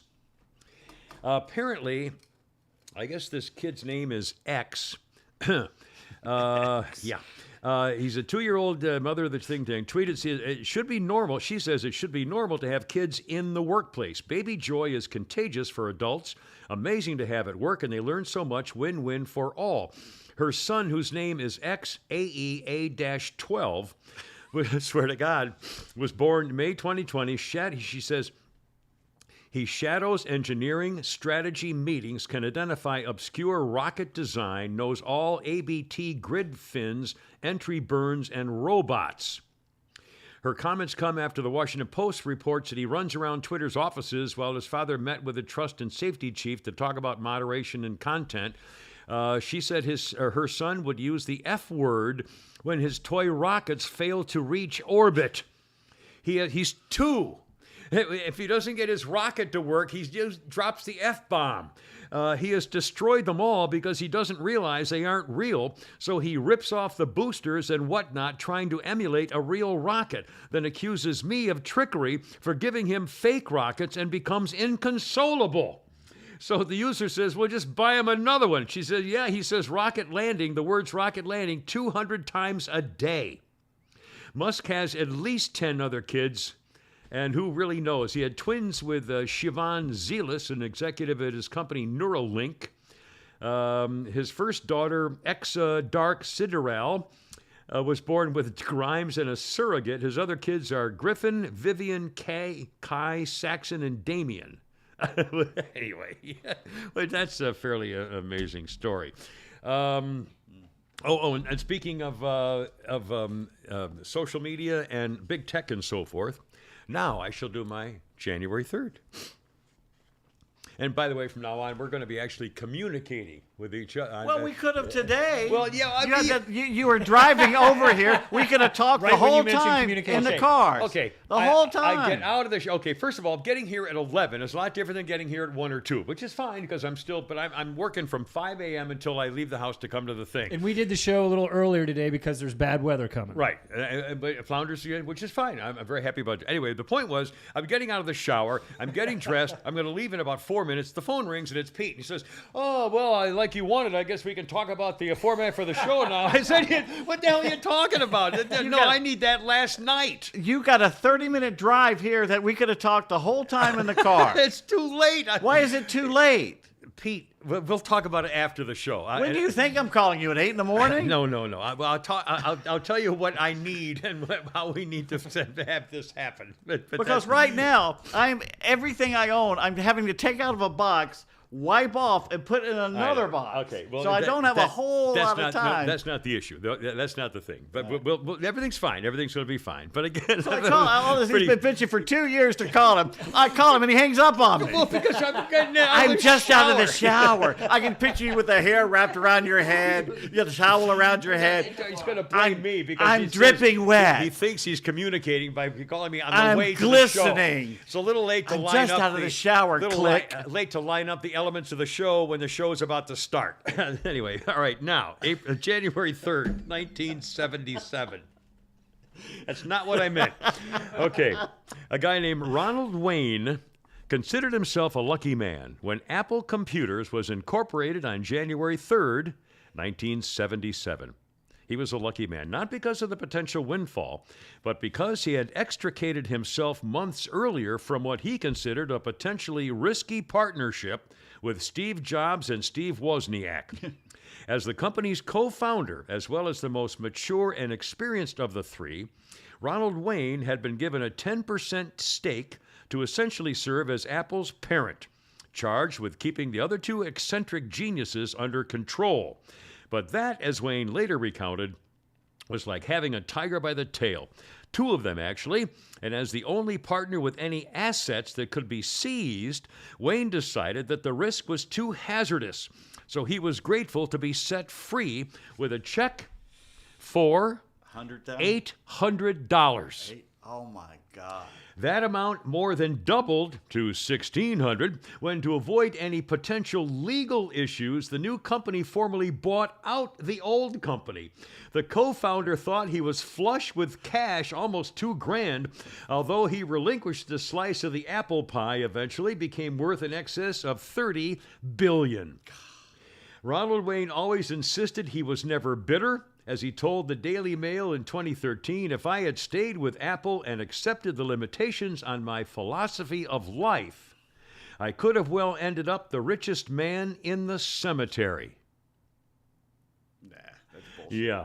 Instead, Wayne remained, listen to this last sentence. Instead, Wayne remained alive and well, selling stamps and coins out of his mobile home in Nevada, collecting Social Security. Because he was the older of the guy to rein in these two wild, eccentric freaks, and he was afraid they'd get him in trouble. Would you Holy cow. think if you're one of the other two at some point You you go, should have given "Throw him a $1 couple of $1 million. You What's don't it to you at that point? Jeez, come on. That's kind of a dick. The only thing I thought of was, that can't be. By the way, Rocco says, Pete, it's hard for Kimmer to do show prep in his car. His typewriter doesn't fit on the dashboard. Nowhere to plug it in. Thank you. Very funny. And someone said, Michael says, insert cat fight audio. Meow, meow, meow, meow, meow, meow, meow. Oh, I love it. I love it. Let's see. Well, I had something else I wanted to ask you about that. I'll get to that in a minute. I got some other stuff here. Take your time. No hurry. Oh, no. A couple of other sports things. Again, Art McNally died. He was a famous referee guy and head of the referees forever. He's 97 years old. I love his globes. George is a major favorite over the Horned Frogs. How big? They keep saying that. What's the spread? What is it? Well, it says 14, 15? 13 and a half. Georgia opened at 13.5 point favorite, which means that they have to win by 14 in order to have you. If they win by less than 14 points, you don't win the Georgia bet. If you bet Georgia to win, but they only win by 13, you don't win. Right? Isn't that what that means? Right. Okay. Because I'm not. I mean, really, I totally. You have to have Brett Barney describe all this because he's the only one who knows all of this. What it means is, if you're betting for them to win, they have to win by at least 13.5 points, and there's no such thing as 13.5. So they have to win by 14. Well, yeah, that's true. There can't be a push at 1/2. That's why they do it. And so they have to. If they win by 13, you don't win your bet. So it seems to me, which is the way it's handicapping. It's like in golf.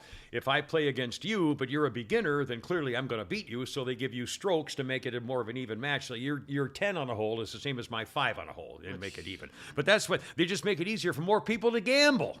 I mean, it's just to make more people gamble their lives away, like my 2 brothers who lost everything because of gambling. 2 brothers of mine lost 6-figure inheritances gambling. I love that. I lost mine in real estate. But- As they do that, every time they do the thing talking about it, there's that big thing. If you have a problem Yeah, right. gambling, call this number. yeah, a little late. And you know what now. that means to me? Yeah. There's still hope for freedom in this country because you have the freedom in this country Yeah, to you can do lose it. everything and That's right. screw up. Yeah, you can do it.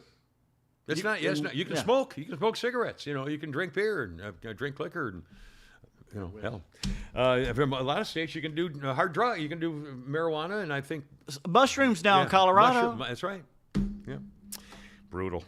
All right, coming up. Hold on. Do we want to do the quiz of who you'd like to have dinner with? Sure, A let's do musician, it. a sports guy, and a politician. Also, there's a quick commentary here about a guy who says Atlanta is now stronger than ever, and we are the beacon to the world. Atlanta, the beacon of happy goodness. Also, do you think we should have sports betting in Georgia? Yeah.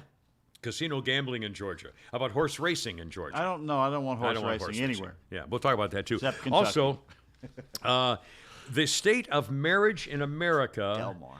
And a quick Dear Abby thing. We'll get to that. Plus, I got double history and birthday things because I prepared as though we were doing a Please Monday don't do show. 2 days. No, Just no. do one day. Give me a break. I only do things that are fun and interesting. Okay.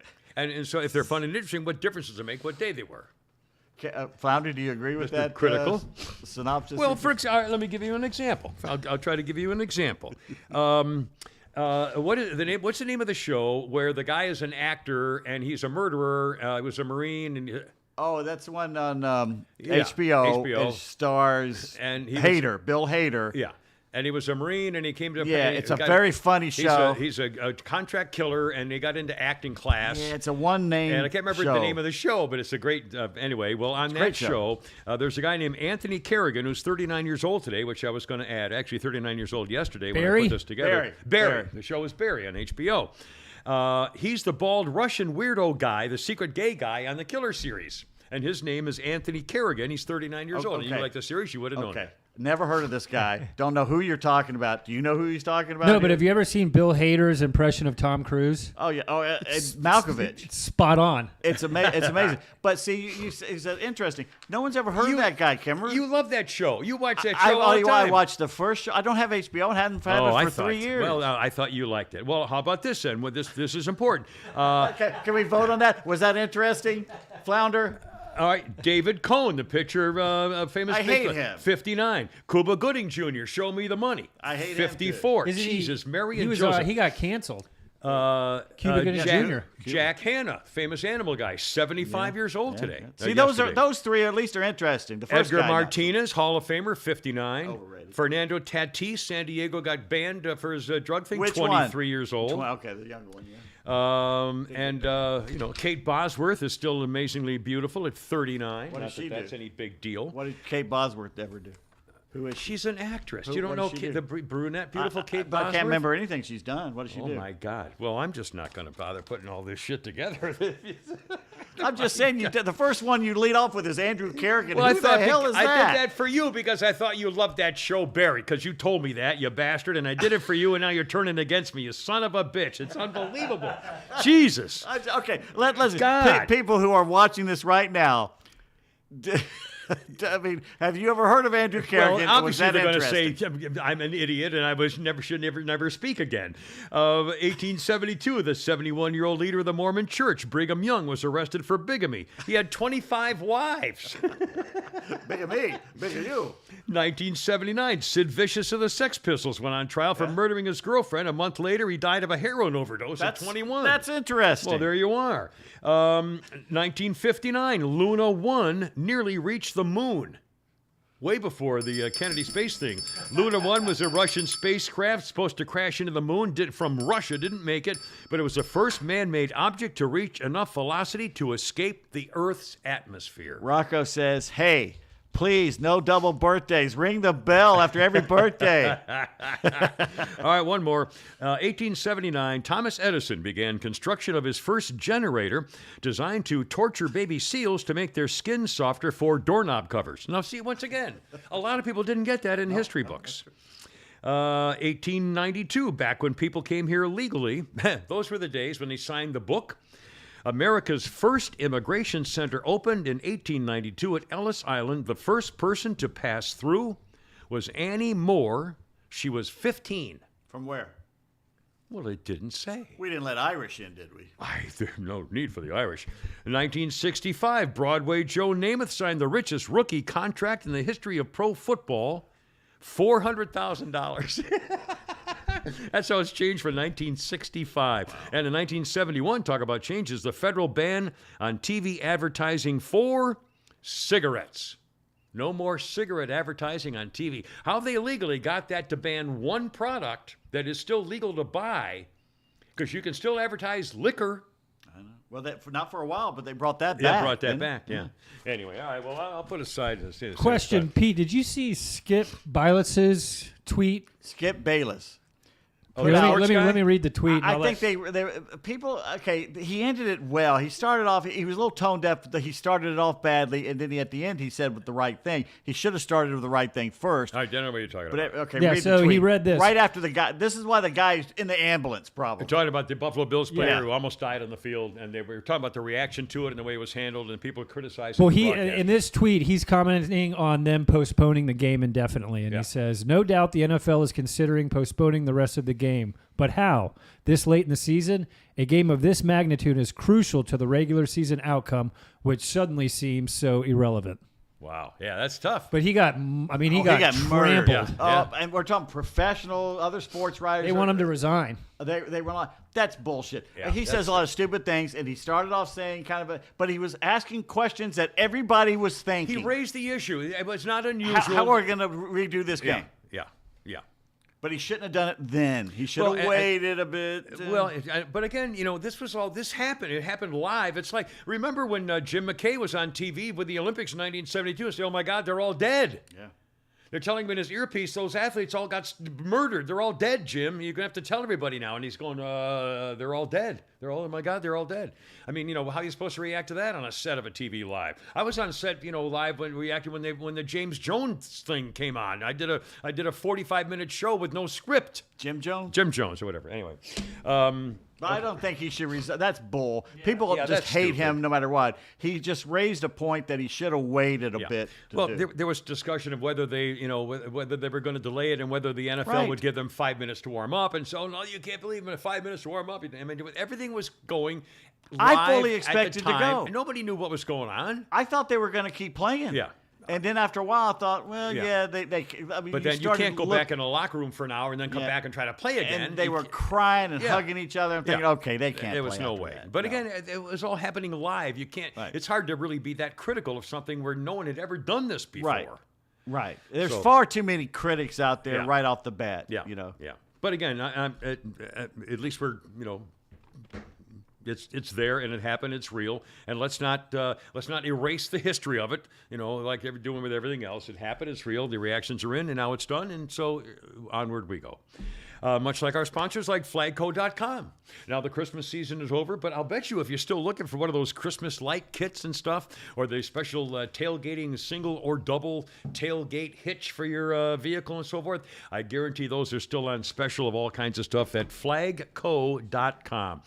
Flagco.com is where I got my American flag. I've been flying it for a long time, and it's Western exposure, so all through the summer and every other day when the sun's out, you'd think it'd bleach it out. No, it's perfect. Just as beautiful as was the first day. Beautiful colors, red, white, and blue. I have the white pole and the silver ornament kind of thing at the end there. But they have all kinds of ornaments and decoration and lighting kits and beacons and lights and ornaments. And it's not just American flags. Every state flag, every country flag, every military flag if you want to have one of those banners announcing an open house, they call them bow and arrow flag stuff, they can do that for you too. Whatever you're looking for, they'll make it for you. How about if you're having a party and you want to celebrate an anniversary or a wedding or a birthday, whatever, you can, those little 6-inch toothpick flags have a little banner on them you can stick on a hamburger. They'll make those for you too.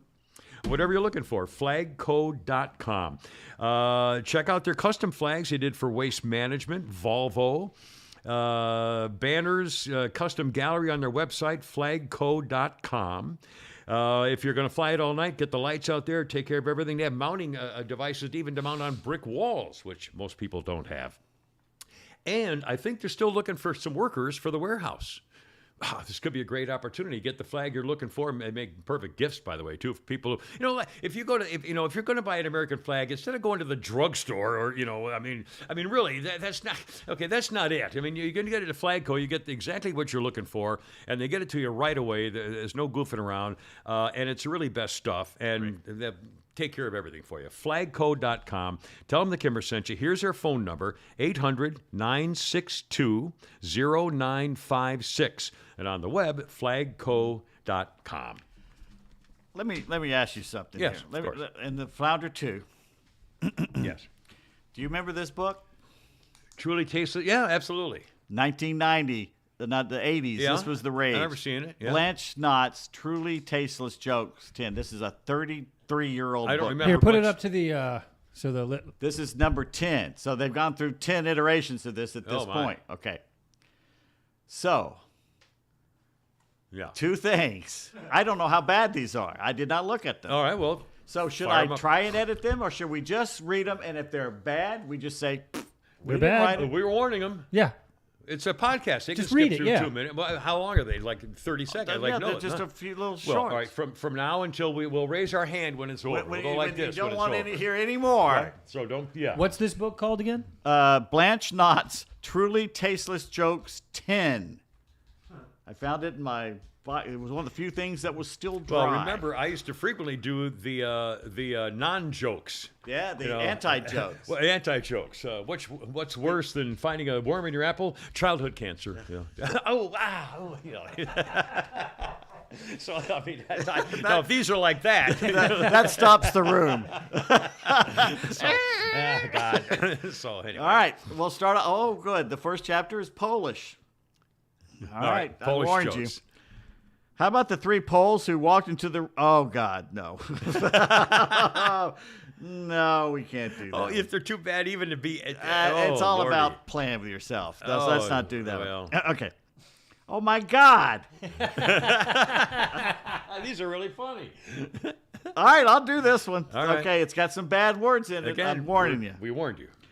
The 6-year-old Polish boy was dying for a tricycle for Christmas. Does your pecker touch your asshole? Asked his father. When his son shook his head, the father asked, then you ain't getting a tricycle, kid.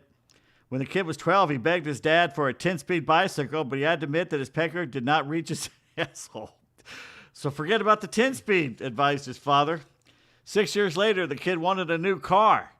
Does your pecker touch your asshole? Asked his father. Jesus. Yup, it does, the boy proudly reported. Okay, go blink yourself. Oh, my God. That was horrible. That's horrible. They're truly tasty. Oh, That was God. worse than I thought. Is that it? That's it. Unless you find one that. Well, okay, I mean, this- those are filthy. All right. There was a Polish mother who decided it was time for her son to learn the great American sport of baseball, so off she went to the sporting goods store. How much is this baseball glove? She asked the salesman. Oh, I know this one. $20. And the bat? 10. I'll take the bat. Would you like a ball for the bat? No. As she thought over a moment, but I'll blow you for the glove.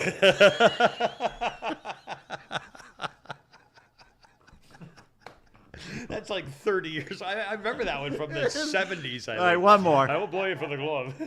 What? Okay, first of all, I have nothing but respect for Polish people. We did not Absolutely. I love the Polish people. And by the way, their women are beautiful. Oh, God. Well, that's When because I was the- in Chicago, there was, Chicago has more Polish citizens than any other city in the world other than Warsaw. yeah. And I used to cover the Polish community quite a bit as doing TV stuff. And every time I show up on TV camera, and those little Polish babies would show, man, they were beautiful. My ex-wife was half Polish. Oh. Yeah. It's because the Mongols came Great through. looking women, man. Those eyes. What's the difference between a pole and a turd? Oh, God. The color. Oh, God. All right. All right. Shannon would have liked that one. Okay. Oh, let's ask a poll here. Would you rather have us continue fighting or read one of these? Lord. Maybe that's what we do. We get in an argument. We'll cool off with a truly tasteless. Oh, good God. Well, we told him new stuff. We told him new stuff. I heard a couple things on the 5 that I thought was very interesting, doing kind of year-end stuff, asking questions. What's your middle name? Do you have a middle name? Yes, I do. What's your middle name? And do you know why you have that Yes, particular middle name? exactly. Would you like to share it with us? You don't have to. if Both you of my names. I was the first boy in a generation or two in both sides, so I got named after father and grandfathers. And basically, I got named after my father, grandfather for the middle name, and the first name was for my maternal grandfather. What's your middle name? Ray. Ray. And so we named after the thing. Flounder, how about you? Do you have a middle name? McClelland. And that was from the famous general of the South? That's my mom's maiden name. Oh, really? Oh, cool. Yeah, Even better. I don't have a middle name. My brother's is the letter J.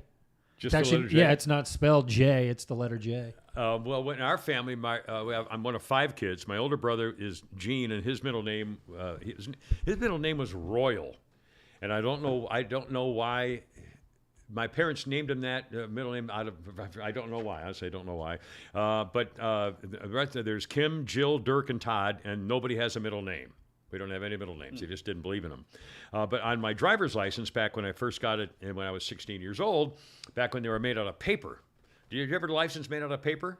Yes. Before they laminated them? Yeah, This I was know. years ago. Anyway, and the driver's license said Kim NMI Peterson, no middle initial. But I would tell my friends it was a Sioux Indian. And they all believed it for years. That's right. My California license in the 80s was paper. Really? Yeah. Well, By the way, was we got that- some feedback on the jokes. Oh, all right, sir. Oh, please. Cindy, go for it. I miss old-fashioned humor. And she loved the jokes, by the way. Oh, my God. Strick says, read the whole book. Well, all right. Well, there you are. This will be Well, good we're stuff gonna for do the this a lot. This will be good for the weekend show. We All can right. sponsor. Oh, yeah. I love that one on the radio. We can sponsor it too. If you want to sponsor the truly Sponsor the tasteless joke dirty part of the. sponsored joke. Oh my God, I love it. The 5 also asked, "What is your favorite appetizer at a party? If you're going to a really good party, what's your favorite appetizer?" My sister made for New Year's cut little bell peppers in pieces, and then put feta cheese, goat cheese in it, and cooked it a little bit. Ugh. Oh my God! It- Really, bloop, bloop, peppers bloop, and bloop, goat bloop. cheese? I'm not As feeling much that. as I could eat. Really? Wow. They were great. Is that you? Do you have a favorite before that? My If you- mother used to make those little. Remember the little? You take the little special sausages Yeah. and you'd wrap it with a little bit of dough, like biscuit dough. Yeah. Oh, I could Little eat mini a- hot dog things. Eat yeah. a million of those. Yeah. things. Flounder, what about you? Favorite appetizer at a party? Something you always go for? Cheese dip. Cheese, yeah, cheese. Queso my and favorite cheese is dip. my favorite is the cheese dip with ground Saucy, beef. in yeah. it. Oh, that's so Or good. My sausage, mom oh. used because and especially when you go to Oh. those parties, they have to have the heat under there so it stays warm. Oh, I will stand by yeah, the but table. I literally was about to say that. I I will will have just. conversations by the table. Oh, you going to get a drink? Did you want to grab me one? I'll walk around and try to make it unobtrusive. We make for every holiday. We make a special atomic dip, which is pure orange, but as orange as it gets, and you use Frito scoops. Yeah. In it. It is the greatest. Well, Fritos dip. are great scoops because they're built for just that. And in fact, they're called scoops. Hence the name. why didn't I think of that? Which I thought was pretty cool. Rocco, Yeah. replace the birthday segment with the tasteless jokes. All right, that's it. I spent a lot of time on this know. stuff. Well, the other ones were people good. should know. I mean, You only had one bad one in the bunch. All right. Well, I got a couple. I'll do a couple more later. But let me ask you this. Also, also on the 5, I thought this was very amusing. They were talking about what they want to do for the new year. Do you have any goals for the new year? I mean, truly have I a eat wish? healthier. I'm not. Yeah, and right now I'm having to live off fast food basically in between going to my sister's, and they eat. Well, you got to get a new place, but I Yeah, mean, but so other than that, trying to eat but I better. mean, do you have a goal for the new year that you want to, finally go back to sports radio or something, or get Yeah, married, that's or gonna happen. get back with your girlfriend? I mean, do you have a Get back with I girlfriend. don't know. Are you Yeah. insane? No, I'm. Have you met? You've met some I of them. know. I'm fairly sure one of them is worth it. By the way, Luis, for you say what he wants to eat. Yeah. I make alparias, green bananas, plantains, taro root mashed with picadillo inside. No, You I'm ever heard sorry. of any of that stuff? No. Plantain? I don't like Oh, plantains. plantain. I don't like. I don't like any of that they're stuff. too I don't like sweet. squash. I don't like sweet potatoes. Did you eat your greens and black-eyed peas? No, I don't do that stuff. I don't believe it. Flounder? My I final did wife. not. I ordered a pizza. My final wife made me do that every year we were married because, like, for 50 or whatever, because she was from New Orleans. Yeah, of course. It's a southern thing. And I had, and we got the king cake and the little baby and the king cake every Mardi Gras. And all, man, I did all, We whatever forgot. she wanted. I did everything she wanted. That night, I went to my sister and said, you know what we forgot? She goes, oh, my God. But we had ordered Greek food the day before, and they'd sent some green beans over. So I cheated. I took some of the green beans. Well, there you are. Well, I don't put any stock in that stuff. I thought it was funny they were asking what they wanted to do for the new year.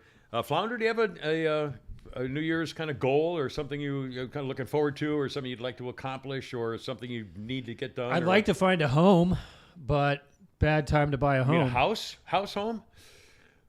Yeah, especially in Atlanta. I mean, I don't plan on. I mean, it's the problem is I mean, you're paying 7 to 8% for Yeah. a loan. Well, Let's move to Walhalla. but the problem is things change when. And again, when my- if the rent rates weren't so bad, I'd be fine. But rent is going up as well. Well, that's the problem. When I'm thinking back with my starter wife and I, when we bought our first actual home and got out of apartments, we had our first child. Jennifer was born in 1972, and we bought our first house. It was back. This was the interest rates were going up and up, and there was a house in a cul-de-sac. In a residential neighborhood in a cul-de-sac, 4-bedroom house, cost $46,000, and my mortgage rate was 6%, that's pretty high. and it was and yeah, well, I mean, but and it was what they called an assumable mortgage, which means that when you sold your house, the person who bought it could take your mortgage over. Which nobody does that anymore because they can do whatever they want. But anyway, so it was 6% mortgage, which was assumable, $46,000, 4-bedroom house in a cul-de-sac. 2 years later, we sold it for almost $100,000 in one day for the first person who came in the door because it was an assumable mortgage back when the rates were going up to 11 and 12%. Remember, in the I don't remember, but I mean, Cascades, crying, all that kind of stuff. And so That's doubling your mortgage The right interest there. of the mortgage was the selling point. And again, that's one thing you have to take into consideration. so they You were may never buying it get for the back to mortgage. 3% They again. weren't buying it for the house. They were buying to get your mortgage. Right. Yeah. And again, back then, also real estate, you would never lose. No one ever lost money in real estate, with very rare exceptions. It was the gold mine, and it was why I won't give you the numbers, but when we bought, with my final wife, when we bought our house in Alpharetta, I'll tell you a little bit. I think we bought it for $220,000 or something, and we were there for about a year. And then, I got a big raise or something, and then we sold it and made a lot of money and bought a teeny house in Brookhaven, the last little shoebox house. Stayed there for 2 years, and I think I've told this story recently. Went to the bank and told the guy I wanted to tear it down and buy and put a new house on the lot. And he said, literally, how much money do you want? And I said, well, what do I qualify? He said, no, you qualify for anything. You're in Brookhaven. If you build a house in Brookhaven, you can ask for anything you want because you're going to get it back. And if you don't, you can't make the payments, we'll get the money back. Yes. Mark asked a musical question. Mortgage Story sponsored every week? Every week. Anyway, never mind. But again, there are issues to consider before you. There are a lot Yeah, of things big that go time. into, I want to finish the book I've been writing for the last 12 years. I need to bear down and finish it this year. And this is a book about what? It's a story I saw 12 years ago. It's a story that fell out of my great-great-grandfather's Bible. He was a traveling preacher, and he had clipped it. It meant so much to him. He clipped it out of a newspaper. News story? A news story, and I read it. It's something that happened in history, and I looked it up, and it's a fascinating story, and I've been saying I'm going to write the book about it for 10, 12 years now, and I'm going to sit down. I have to go to Boston and do a little research before I do it. So, Well, good time to do a little summer break and a spring breaks thing for a week or something. Cool. I was mentioned on the 5, Dana, one thing she wanted to, I have no goals for the season. I'm just trying to stay alive and not die broke before, for the end of the year. Neither one of which is looking very likely. Yes. Sophia, Yeah. this is interesting. How much did you pay for your car? Oh, God. This is a rough crowd. Rough crowd. I could just go move to Colorado and live in my kid's basement, I don't. Anyway, so Dana Perino, the little hottie, was saying that her goal this year is to take up ballroom dancing. And I remember now. She better do it with private lessons. I assume, being a superstar TV person, she's going to do it private. But when my final wife, and she was a dancer, she was a ballet dancer, and was given a scholarship to the American Ballet Theater, all that kind of shit. Anyway, and so she made us take tango lessons. And so I said, okay, because who didn't want to dance? Didn't want to dance with my wife. So we go to the play. It was in a church basement, and there were like 8 or 10 couples there, including a gay couple. And the first thing the dancing instructors did, the man and woman dancing instructors did, was say, okay, first of all, split up. They did not allow you to dance with your wife that you brought, so that you would have to learn how to dance the dance and not how to dance with your partner. And I said, wait a minute. Whoa. I said, I freaked out. My hands started sweating. My hands sweat. I have sweaty hands occasionally. Not all the time, but occasionally. And if I get nervous, I know my hands are going to get sweaty. So all of a sudden now I've got to go dance with some some other guy's strange wife and do tango stuff with a stranger. Oh, I couldn't. I said, no. I was freaking out entirely. Clammy hands. And then, I said, I'm a little early, it was always horrible. And the whole time, every time you had to dance, and you'd never dance with your wife. And one of the things, they made me dance with one of the gay guys. I'm sorry, because the gay guys had to split up. So somebody had every time, every dance, everything, somebody had to dance with a gay guy because they could not dance together. So every married woman or couple, one of them had to dance with a gay guy. Once I got one of the gay guys, not my wife got the gay guy, I got the gay guy. And so they had to do it where you put your hands in front of your chest instead of holding them like this. And I'm, What are you, homophobic? yeah, apparently. I don't want to hold a gay guy, my arms dancing with a tango. You know how you get away from that now? Go, honey, COVID. Yeah. Well, now he wouldn't be doing it. Anyway. Kimmer's Dance Story, brought to you by, are you tired of arriving to surprises at your weekend cabin? Have a mountain home you're having trouble maintaining? We'll call North Georgia Intendancy. We can manage your North Central Georgia vacation, weekend, or rental house so you can relax at yours. Visit us at ngaintendancy.com or call them 770-595-6664. That's 770-595-6664. That's NGA Intendancy, and you spell it INTENDANCY. Have we put that up on Yes, Facebook? we have. Maybe? I put that up Thursday or Friday, and I got a lot of people liking it. Outstanding. Let's see. The other, I think it was Flounder sent along a question to us, like kind of a New Year's thing of stuff of looking back or thinking forward. If you could have dinner with anyone from the music industry, the sports field, or politics, and politics, all three, music, sports, or politics, dinner with anybody from any of those three or with those three, who would it be? Anything off the top of your head, Flounder? So I think mine, when I texted you guys, mine was John Lennon, Yeah, Lennon's right at the top. Yeah. Abraham Lincoln, No.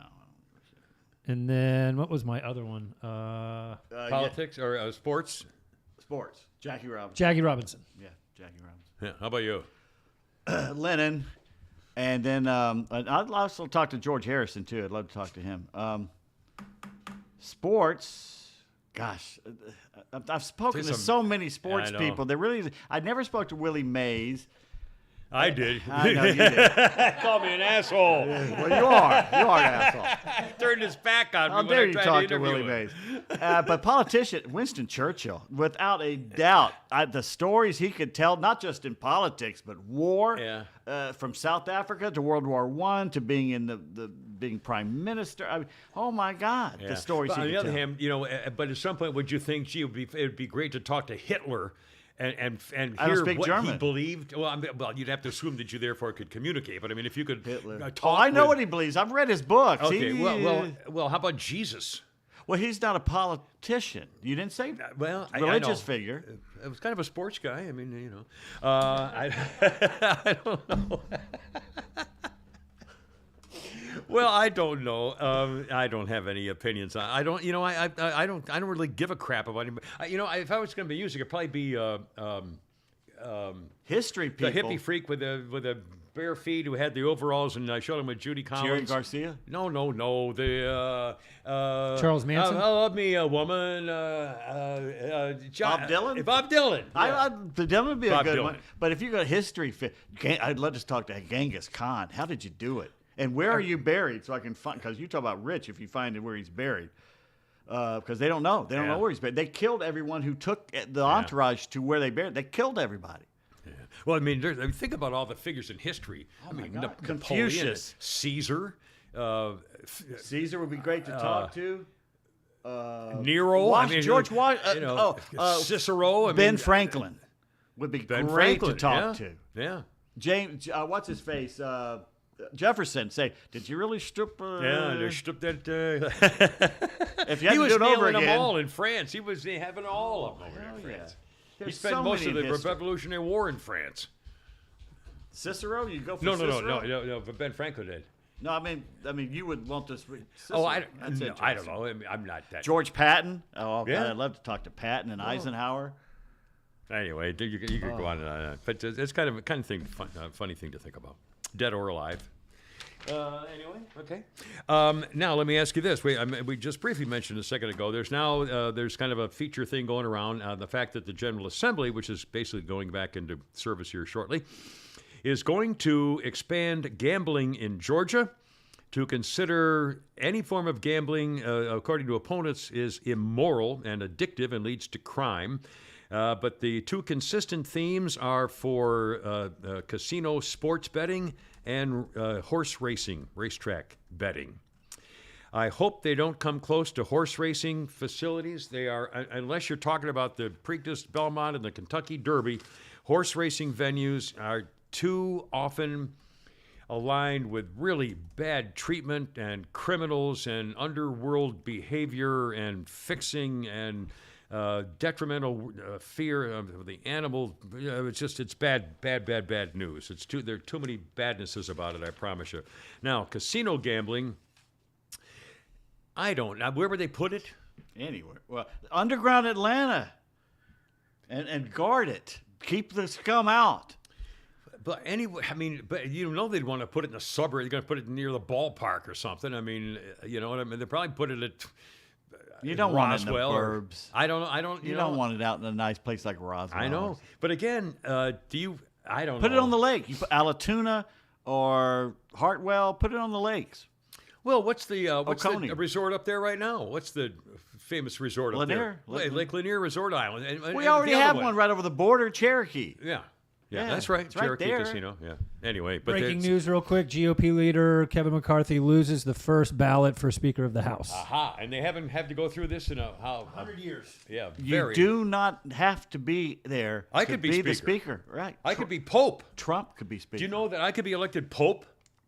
I'm not even Catholic. I could be elected Pope. Yeah, they can do anything they want. And I could be elected Speaker of the House. of Speaking of which, Representatives. the real Pope died. Yeah, 90-something years old. Not And this the first year. Pope in 600 years to resign. Remember when they told us he resigned because of health and he lived 10 more years? Yeah, well, I think but there must have been something wrong that he couldn't take it. That he Or the must have been- globalists pushed him out. Well, that could be. Was he the one who was a little too flexible on the sex crimes, or was he trying to crack Well, they down all on were. them? They all were. a little Yeah, too- there's one those guy sex though. I just crimes. was reading about that he's trying to crack down. They got a new. They were trying to claim he thing. was a Nazi as a youth. You know who's Yeah. a Nazi? George Soros was a Nazi. Yeah. So enough of that shit. Yeah. Anyway, sports betting. I'm not. I don't like the idea, but I don't know. I don't. I think Well, because I had two brothers, one still living, who lost everything. Literally lost. My brother, when we would play golf, when my older brother and little brother Todd was the baby of the family, we would play golf. And I mentioned before, on the golf course there'd be a little creek or a stream or something. They would take a golf tee and throw it in the creek and bet on which one of them would go first to the rock down at the end. They would gamble on the color of the car coming around the corner the next one. Gamble on poo sticks. Gee, I was unbelievable. I mean, they couldn't help it. That's one of the reasons I don't do it very much, because I worry. I'm a terrible gambler. I mean, I get excited and say, boy, if I win this one, you know what I mean? And of course you're not, you know. And that's why when I went to Vegas with my daughter Sarah, and I took a certain amount of money, and I know I'm going to lose it. When I lose it, I have fun just watching other people. And I go watch the Baccarat game or whatever, you know. I mean, there's lots of things you could do and have fun, or start drinking heavily. That's what I did when I went on a cruise with my brother. He would go gambling, and I'd just go drinking and walking around. So, you know, spend $10 on the slots or something for fun. Something nickel slots, or you can have fun without spending a lot of money. But again, if I'm playing blackjack or something, I have a certain amount of money, and when it's gone, that's it. Because I'm a terrible gambler. And when I play poker, I'm the worst poker player. I'm the sucker. I'm the guy, and everybody knows I'm the sucker at the table. I get 5 cards that never have a link of any kind. I'm the worst. Ever. Not the suit, not the number. I mean, nothing. It never fails. One more kind of a philosophical thing that's being debated here now. And there's a commentary by a guy, an attorney, a commercial litigation criminal defense attorney. And his name is Douglas Ford, and he says Atlanta is still a beacon on the rise. As civilization seems to tremble, our city looks stronger and stronger. Atlanta. He says, oh, sure. Wow, we have the same problems as other cities: crime, traffic, urban blight. Democrats. But here's what he says. But by some strange combination of forces and beliefs, we know how to get along, and our star continues to rise. 1864, troops pillaged and burned along Peachtree and Marietta streets. The strife of exodus of whites and blacks and Chicago people in the ensuing decades left the pattern is in full reverse. All our native sons and daughters are returning. That's the problem. The modern city offers the best of American freedoms, social and economic. We have learned to live together in a better way. Say what you like, but Yankees, anybody from the here know-how, helped refine our city. Yes, you Yankees helped refine our city. As civilization trembles, Atlanta looks stronger and stronger. Our country's warping in the heat of change, but Georgia's held fast. Our governor parried a withering assault on democracy coming from the highest power in the land. Trump hater, another thing about how Atlanta now is the beacon of hope for the world. Yesterday, Jesus. I'm sitting in my storage room cleaning stuff out, and some woman comes in and scared the shit out of me, like, hey, and I jump around not expecting someone to be there. And it's this Yankee that had moved in a year or so ago down the hallway.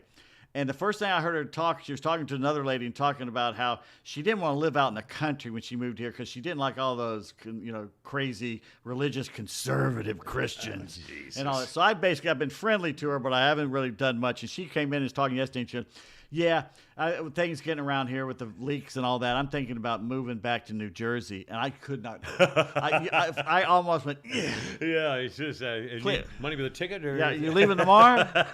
I'll make the reservation Get for you. the hell back Help you pack. Thank God. If you don't like it here, good. And when you go back to New Jersey, tell everybody there you hate it here. Yeah. One kind of a little featurey thing. As you know, I love to read Dear Abby, and Gene Phillips is that now. I think it's the daughter or cousin. I don't know who it is. Anyway, it's the Dear Abby column, and this I'm a two-time loser. I've been divorced. I was married for a total of almost 30 years. I've been divorced twice, married twice, divorced twice. My parents were married for 65 years, or 67 years, or whatever it was, and parents back, things changed in the 70s, I guess, is when I started having everything was divorce. Well, here's a quick article I thought was kind of the sign of the times. A woman writes in, I've been married for 37 years to an alcoholic. He is not verbally or physically abusive. I've been online talking to 3 men. Ooh. I think one of them is obsessed with me, and they all say they love me. I know this isn't going anywhere, but why am I doing this? I don't know these men at all. I don't see them in person. 2 are supposedly on a ship. The other is in the Army. They don't know where I live. I have told them I'm older than they are. I'm 66, and they're 57, 47, and 37. I know a person can feel alone in a marriage. That's how I felt for years. Now I just feel like we're roommates. I'd appreciate any insight you might have about why I'm doing this. It says, well, I suspect you engage in these online relationships because you're lonely. You're seeking validation you aren't getting from your husband. Probably exciting to feel you're attracted to men after living with someone who's uninterested and so on. Well, but again, what a sad state of affairs. A woman been married for almost 40 years to an alcoholic who doesn't rough her up or beat her up, but he's obviously, an absent husband. And so she goes online to have, online talking affairs with 3 different guys who are all supposedly in love with her. And this is going to be her life now. She's getting her jollies doing it. Yeah. And again, that's it. It's hard to blame her. I don't blame her a bit. And I don't even feel bad about it as long as she understands, this, don't start sending them your money and things like that. Oh, yeah, and don't meet them either. This is not, if 2 of them are on a boat. Yeah. They're on a boat, all right.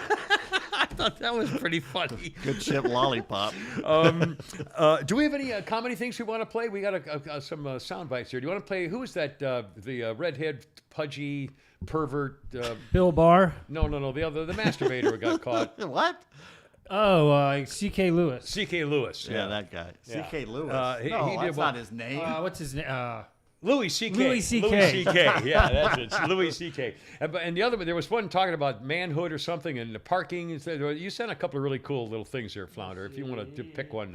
Also, Candace Owen, man, I love this girl. She shows up on Tucker quite a bit. She testified before Congress recently where they tried to actually edit what she was thinking about the state of black life in America or civil rights issues or crime or whatever among black community. And they tried to basically complain that she didn't know what she was talking about, or they tried to change her testimony, and she read on the Riot Act, and that may be something in there too. You got a little something you want to play there for us? She, every time about her, it's like she's scolding people, and it's like, Yeah, that's true. she has, On the other a hand, little of her goes a long way. well, yeah, but again, She's smart, right. and she's right, and she She's knows right, what she's but talking it's about. like having a 3rd grade teacher wag their finger at you constantly. Yeah. And I think she probably feels that she has to do that. I don't think she has much of a sense of humor. And she's I like don't know. Ben, what's his fish, Shapiro. There's not a lot of Yeah, sense she of gets- humor there. Yeah, Shapiro drives me They're nuts. very 'cause he serious. he just keeps going. But we need people like that because Yes, we do. they're paying attention, and, Yes, we and do. that's good. Yes. And here's By the way, what of them does now. Martin Luther King Jr., Anne Frank, and Barbara Walters have in common? they're all dead. You know, my sister said that yesterday. You're very correct. They were all born on the same day. Well, I'll be damned. MLK, Anne Frank, and Barbara Walters were all the same age. I shall be damned. Speaking of birthdays, that snotty little Swedish screaming Nazi Greta Thunberg, Obenfuhrer, is 20 today. She's no longer a teenager. And all this yap, every time someone attacks her, they go, "Yo, you dare you attack an autistic?" No. Autistic, This yeah. this woman now is Yeah. changing the lives of millions of people, not for the better. That's No right. matter what you think, she is fair game. I don't care. It was fair game when she started it. Remember, they had her at a podium condemning all the adults in the room for ruining her future, for ruining her universe. You ruined my earth. she's you a ruined my stooge. Oh, She's pow, a stooge. She's a boom. front. Oh, by the way, did you hear about the Tesla pilot? I think it was out Yes. in Phoenix. The guy falls asleep in his Tesla. The autopilot, the cops get up behind him, and the autopilot takes off. And you imagine waking up and your car's going 90, and there's police sirens behind you, and you go, "What did you do?" But was it the siren that made them go? What is the technology of the algorithm that made the car do that? You gotta Instead wonder. of pull over, it flees. To try to get out of their way, maybe? I mean, who put that in there, though, in that computer link? Who go fast. Run away. If you see a red light and hear a siren, go fast. And the little display says, "Cheese it, the cops." I saw a thing, a video on my phone, one of those Reels things or something about daily life on the Autobahn, and the guy's doing 80 or 90 miles an hour, and a Ferrari went by him so fast you couldn't even see it. And they're going by so fast. A Zoom. split second, if you're not paying attention and you get over in that lane, you're you're done. both dead. Yeah, you're both dead. Yeah, I mean that car went by so fast. It had to go in 230. It had to be. Yeah, yeah. And Because all this it guy was takes is doing one 100. idiot. And he goes, shoo, and just One idiot not paying attention. Wow, it'd be fun for a minute, but Or a dog run out in the road. Yeah, or a rock, a pebble. I mean, or a tree limb, or a guy, whatever. Ugh. Go ahead. Eli Manning, speaking of birthdays, 42 today, the baby brother. Is he a Hall of Famer? Is he going to be a Hall of Famer? Is someone beating down the door? Is that your door? Yeah, it might be maintenance or something. Victoria Principal. Oh, yeah, today. 73 today. know. Now, to me, she was always glamorous and sexy and hot, but I didn't. What didn't have like the great body. She had kind of funny legs or something to me. I don't know. Something about her I did, but she was definitely obviously a hottie. I had a big deal with her. Victoria Principal, very, very sexy woman. 73 today. Mel Gibson. He's only 67. I don't know why I thought he was way older than that. For example, this surprised me. Stephen Stills, the famous singer, Crosby, Stills, 78 years old. He's around the 60s. I know, but it doesn't seem like he should be that old. Dabney Coleman. I think Dabney Coleman's a great actor. Everything he had his own series for a while. Was very played a TV guy Buffalo or something. Bill. Buffalo Bill. He was in 9 to 5, the Dolly Parton, Jane Fonda movie and thing. He's been in a million things. Dabney Coleman is 91 today. He was in Boardwalk Empire. Remember, he played the old guy. Yeah. But he was in the he's been in a million things. Look him up. Bobby Hull, famous hockey Hall of Fame. Bobby Hull is 84. Bobby today. was the Golden Jet. Yep. Blackhawks. Have you seen the commercials where there's a bald guy and at the end of the commercial is that's hockey? Have you seen that commercial? Is that Who Mark is that? Mark Messier? I think. Is The that Messier? bald 'Cause head I guy? didn't know whether that was. I think It's not Messier. Brett Hull or Bobby no, Hull. it's Messier. Yeah, I think. okay. I think you might be right. But he never said who it is, and I guess hockey I guys don't like would know. him. He had. Yeah. One of my ex-girlfriends used to talk about. She worked in Hilton Head at a bar, and he would come in all the time, and she talked about him too much. One of those things. One of you know? those. Yeah. I hate it when girls do that. Oh. Yeah. Well, I like it when guys do that. Do you? You like it when guys do that? Do you? like that. God, well, let me remember that, something you're never going to happen again. How about that? Oh, I like it when guys do that. Do you really? I'm so glad I could, have you happy about thinking about, all the Jesus. All right. Why do they say things like that? God. Why do you say that, women?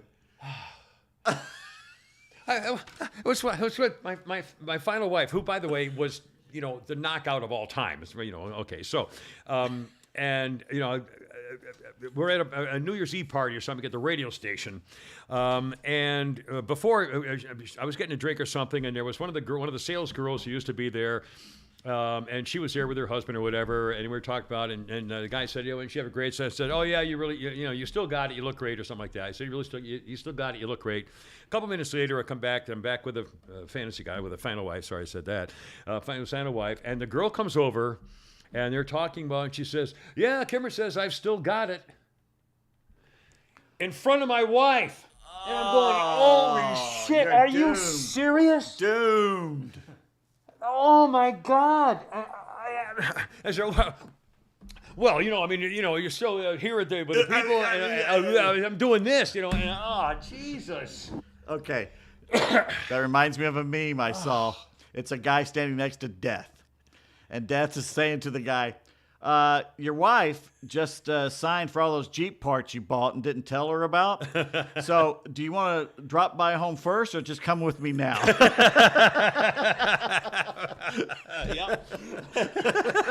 Oh God! And I'm trying to. Obviously it was bad, but I don't remember if there was Did a she give you a knockdown lot of drag out. Oh yeah, her feelings were hurt, and she was angry, and I don't blame her. It was I was, telling just another girl. complimenting another woman. I know, but again, she was a girl, and If she was a friend of hers, she's feeling wasn't. down. Go over there and say something nice to so and so. Yeah. She's feeling down about herself. yeah. But yeah, that's not going to be alive. Danica McKellar is 48. Have you ever watched the show Wonder Years? Yeah. Old TV show. Danica McKellar, 48, played Winnie Cooper on Wonder Years. But here's the reason I put her on the birthday thing, because she has a math degree from UCLA. And this actress, Danica McKellar, wrote several math books, including Math Doesn't Suck, Kiss My Math, Hot X Algebra Exposed, and Girls Get Curves, Geometry Takes Shape. math, I thought it was so cool. math doesn't suck, but I do. Right. She does Hallmark Christmas things now. Yeah, it's amazing. But a great mind. It's like the girl, the Blossom Girl or whatever. And I it is. always, when she was a little kid, you thought she's going to be a beautiful girl when she grows up. Yeah. not quite what Yeah. I thought she'd be. Yeah. Well, you look at them. Remember the two little twins who looked like Martians? The Olsen twins. The Olsen twins. And there's I thought they were going to be. And their sister turned out to be the better looker than Elizabeth. Yeah. Yeah. Let's see. A musical note or two. 19. Oh, was the door okay? Anybody at the door? No, yeah, they were just coming by to confirm. Like, I had to get my dishwasher repaired a few days ago, and they came by to confirm everything was I got to done. get mine. Got to stop doing dishes by hand. Mine needs Tell to them be to quit cleaned bothering you. up. 1987. Aretha this amazed me. Amazing. 1987. Aretha Franklin became the first woman inducted into the Rock and Roll Hall of Fame. Huh. Are you kidding She me? doesn't belong in the Rock and Roll Hall of Fame. I'm sorry, she doesn't belong. Wait, in was she soul music? I think. She's Soul, soul, she's rhythm not- and blues. she's not rock and roll. She's not rock. I'm sorry. But again, so that would there. I mean, but I just she's rhythm and amazed. blues is what she is. But of all the, I mean, I'm trying to soul. think of all the girl They singers. need to call it the Music Hall of Fame and not call it the Rock and enough Roll of Hall this. of Fame. Yeah, they're not. Because you rock. think about Dolly Parton Dolly doesn't Parton. belong there. I'm But sorry. she admitted it. She even said so herself. But again, I just thought that was amazing. First of all, that it was 1987, and that she was the NWA first was one. inducted. Yeah, they don't belong there either. Sorry. Well, what about Golgi Grant and oh God, what the hell is her name? Used to do Say it. Pepsi commercials. Say it. There are a lot of women singers from the 50s and early 50s and what you're early talking about. 60s. Don't know what you're talking about. Who were pop music, which is what rock and roll. Anyway, I just thought it was amazing. Here's a couple funny things from. As you know, I look up history and birthday stuff, and so does Flounder. And Flounder has this one guy that he sends to me, who's freaking hysterical. Here's two things he wrote today, and I'm going to read word for word what he said because why they have of any interest at all in history. First of all, Flounder Sky wrote this: 1521. Sorry, that's the comment. 1521. Martin Luther is excommunicated from the Catholic Church. Ever heard of Lutherans? The Reformation, Protestant as in protestant, one who protests. Martin Luther no likey Pope Leo X. He thought Leo was the Antichrist. I think Leo DiCaprio is the Antichrist, but he is sexy, so I forgive him. That's the history guy's note on Martin Luther being. Okay. What? We need to start wrapping up. We've gone very long today. Okay. All right. Well, and one more on his. Well, I thought we were supposed to go long because we're only doing two a we're week. over 2.5 hours now. We've gone very long. We've gone. Well, we're okay. I've got someplace I got to 2 minutes. Well, that's what I said. All right, I swear to God, I'll be better. 1938, President FDR organized a March of Dimes campaign, little cardboard counter you Yeah. put a dime in, and this guy writes. Isn't it kind of cruel to have a march for people who can't walk? Oh, screw you, it is cruel. I mean, this guy is... Speaking of Martin Luther, you know what he was famous for? Putting the 99 Thesis on the door. My nephew's a staunch Catholic, and I got him a shirt.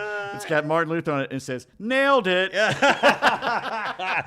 I'll save the rest. We'll do Thursday. I'll do some more history things that are fun. I don't want to take up all the time of stuff. We'll even go longer probably Thursday. It's just today I got to get back and Okay, finish that's fine. cleaning everything. That's and fine. My bad. And again, we're going long. You want to do a text thing or just get Are we out gonna of do a here? bad You wanna do text? A comedy thing to end Let's it? do a or bad we'll text do those here. Thursday? We'll do bad text. Bad text here, Flounder. It should you choose. All right, you got what you need there. And again, we're still kind of messing with the timing and the format of these things because of and scheduling. the content and everything else. and content. All right, we did that. Wait a minute. Yes, what are we doing here? November. We're still in November. Yeah, we are at. Let's see. All right, here we go. Pancakes. We got all the signs with the dog. We got the dog. We did the cough. All right. It's a guy and a girl, and he got in a fight. What's the date? November. Well, today is January 3rd. Never mind that now. That's not important. November 30th. Wednesday, November Okay. 3rd. You the guy or the girl? I'll be the guy. All right. I got into a fight with 1, 3, 5, 7, and 9. Did you win? No, the odds were against me. Oh, wow, the odds of 1, 3, 5. Oh, boy. All right, ladies and gentlemen. Well, our first show of the new year, but we'll get better. This is a beginning. It's a start, a new beginning. Anyway, God bless America. Thank you, Oorah, and appreciate helping us stay on the podcast air. Oops, a daisy. Wrong end. That's what she said. Total wrong end. Wrong end. That's what she said. That's what she said. I gotta go. You're killing me. You're Look pulling out. the wrong end. Hoorah, Semper Fi. I'm gonna hurt that hoop. Look out.